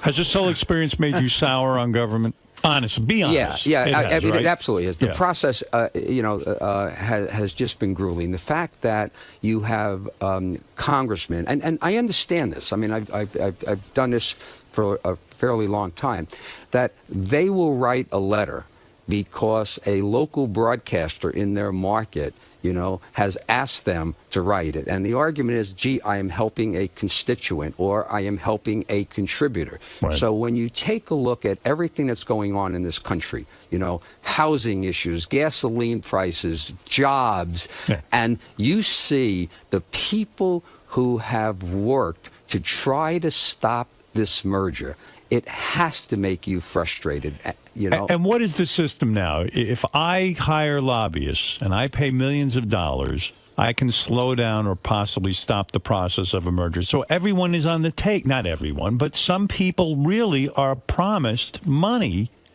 for their votes. Well, I don't think it's that. Okay, I mean, I understand how you get there with that, but I think that what is happening is that you have these congressmen and senators who want to get reelected. Right. In order to get reelected, it costs a lot of money to run television advertising. So they are constantly, probably, if you're a senator for 6 years, you spend about 2.5 to 3 years of that fundraising. Wow. The amount of time that you spend fundraising. So they are very concerned of making sure that they are representing their constituents. So, the argument... So anybody with a little, stone in their shoe. So our enemies, the NAB. Basically stop government from working. So our enemies, the NAB, go out and they hire lobbyists and they hire people with influence to sit down with these senators and congressmen and such and sit down and work them, so to speak. They put up a lot of money to stop this merger from happening.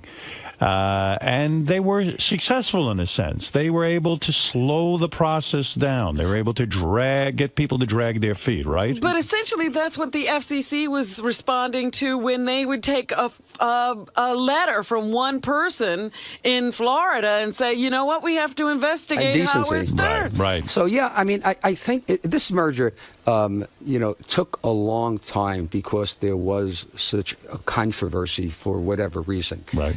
Some of the things, and it wasn't so much the government, some of the proposals that were made were outrageous because people game now the process because they know what you need to do. So they now know you need to get 3 out of the 5 votes. I was hoping to get 5-0, but winning 3-2 is the same as winning 5-0. You won. People put all kinds of things out there. So as an example, it was proposed that we be required in every radio we make to put in a competitor's radio. Right. So, and by the way, that we have to pay for putting in that competitor's radio.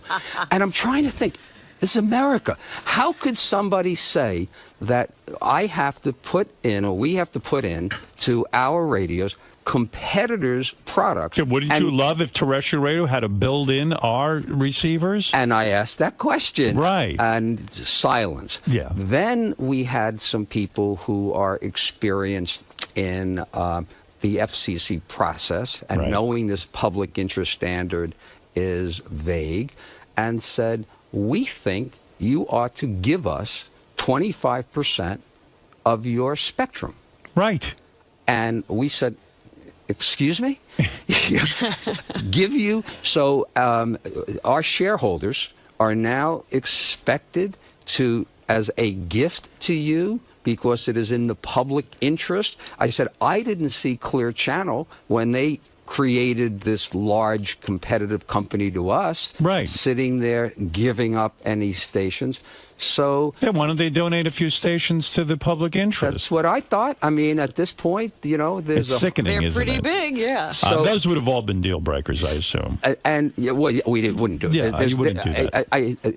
As much as I wanted to do this merger, I needed to make sure that we were going to do the merger and we were going to be able to win after the merger. Because as I told you, we were going to win before the merger. Right. You didn't want to be disadvantaged. Yeah, to go backwards. I mean, so for the purpose of ego, right, to just sit there and say, we got a merger done, hooray, hooray, I'm moving on. Right. That isn't the case, right? I'm here and I'm going to stay here. And I wanted to get a merger done because the merger will make the company better than if it was... Was this the toughest thing you ever had to do in your career? Honestly. By far. That's it. As silly as that Even getting sounds. CBS and Viacom. Well, I mean, I must have, I did have one dinner with some of the Redstone. I think that was worse. But that was tough. Other than that one dinner, But this was hard. This was the hardest thing I've ever done in Wow. my career, and it never should have been, because it should have been easy. A piece of cake. You had two struggling companies, never made a dime. Either one never made a dime. Combined, we still have all terrestrial radio to compete with, you know. And why did it take the Department of Justice so long to decide? Because they had gotten such concerns, and there was a belief. So, you know, remember, EchoStar and DirecTV, right, you know, got turned down. So people said, well, gee, there's two satellite television companies, and they want to become one. In other words, they heard the word satellite, and they don't really have all that wherewithal, and they can't figure out that. Yeah, maybe no completely- satellite should ever merge. Well, here's what they said. They said there are two satellite radio companies. Mr. Karmazin, would you believe that there are two satellite radio companies in the United States today? Right. Yes, sir. And after the merger, there's going to be one satellite radio company. That's right. So this is a 2-to-1. This is a duopoly to become a monopoly.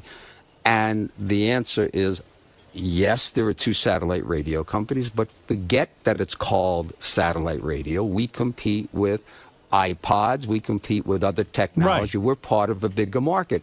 So it took the Justice Department, which was a very unpolitical process, by the way, a long time, because they went to auto partners, they went to content, they went to... They did their went to, research. Howard, I don't know if they spoke to you. I know they spoke with your agent, and they spent a good amount of time to say, is this going to be a monopoly? And the answer would be, so as an example, when it came to Howard, the sense was, Howard, you had two satellite radio companies interested in you before you came here. Right. Now, if the merger happens, there's only going to be one satellite radio company. Aren't you sitting there concerned about that? And your agent or you, whoever spoke to him, would say, I came from terrestrial radio. Right. There's competition.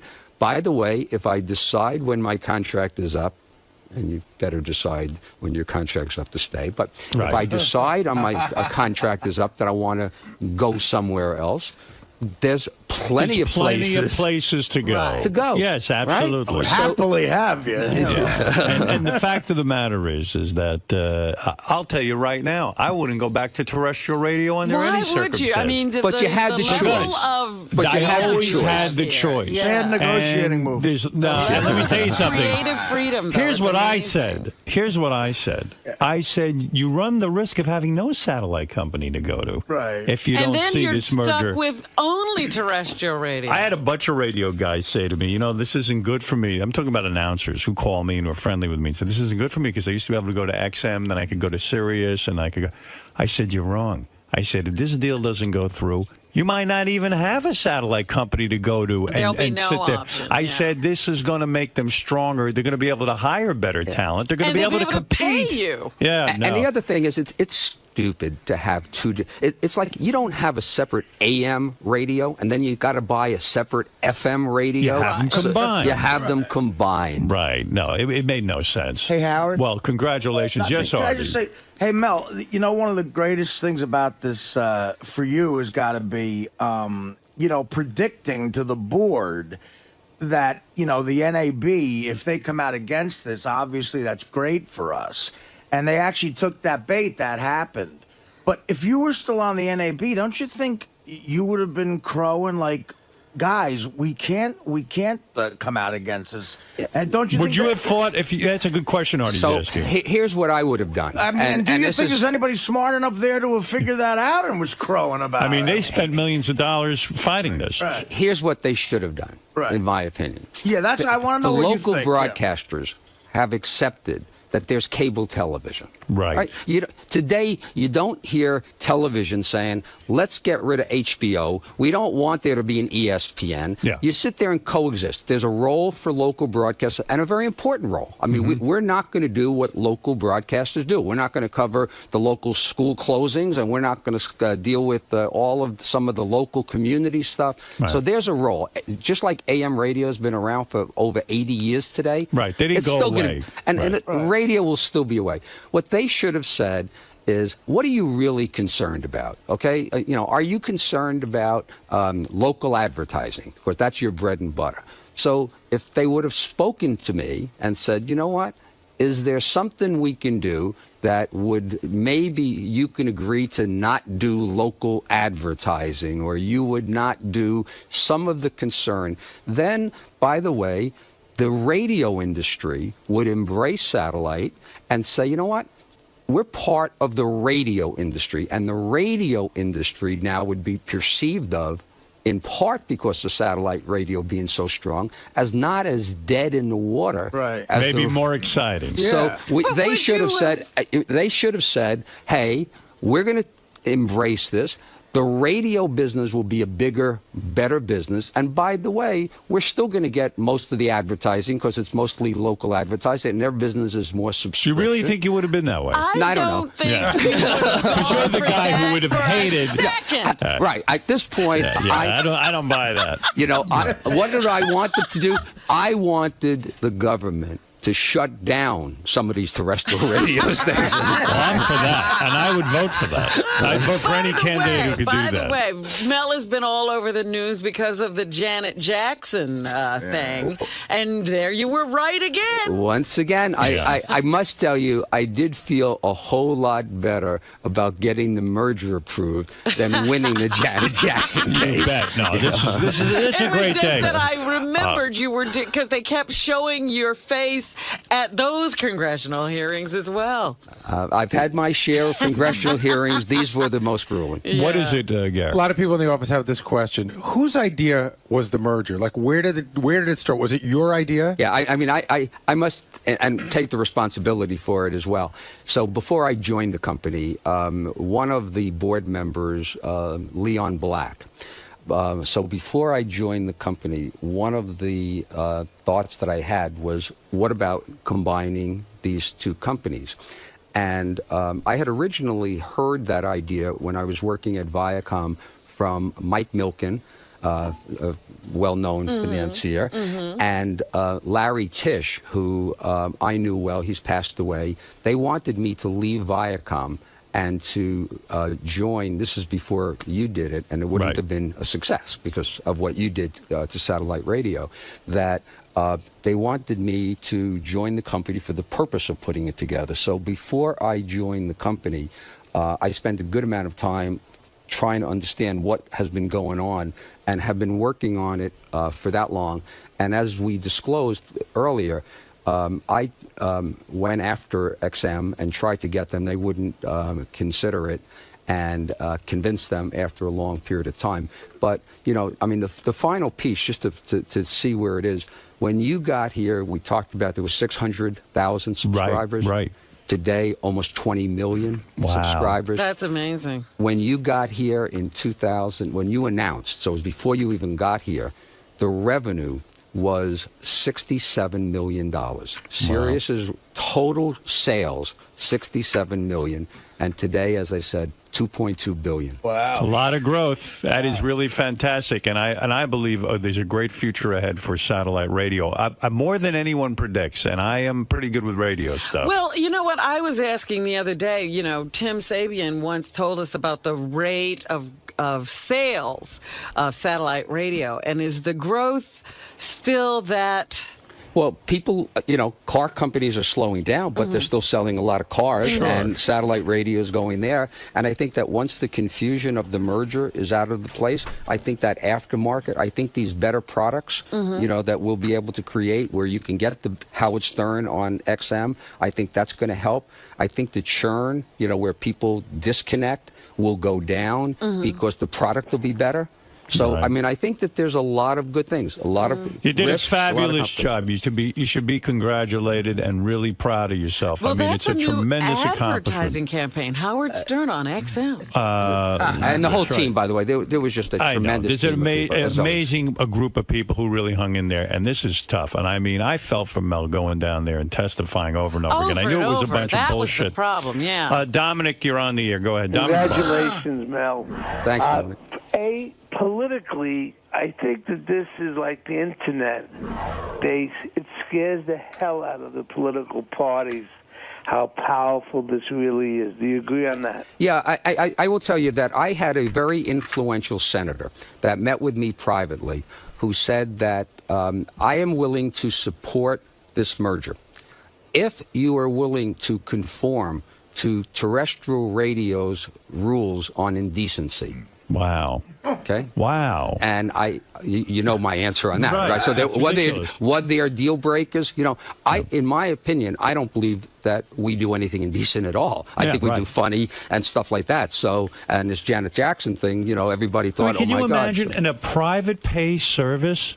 I mean, it's the same as a book or a magazine or anything that you cable. I mean, That you choose to pick why would a up, guy yeah. care about that? No one, no. This is certainly a closed system. And that's my argument. And my argument is that why is it that you want all media to just be acceptable to kids, that adults don't have any rights to have content that they may like? So everything has to be at the lowest common denominator where it has to be acceptable to children because, oh my God, imagine if a child heard, you know, the word penis or something. And here we finally have a system that takes care of that. Yeah. It's a pay service. Yeah, no and- one has to have this in their home. And what an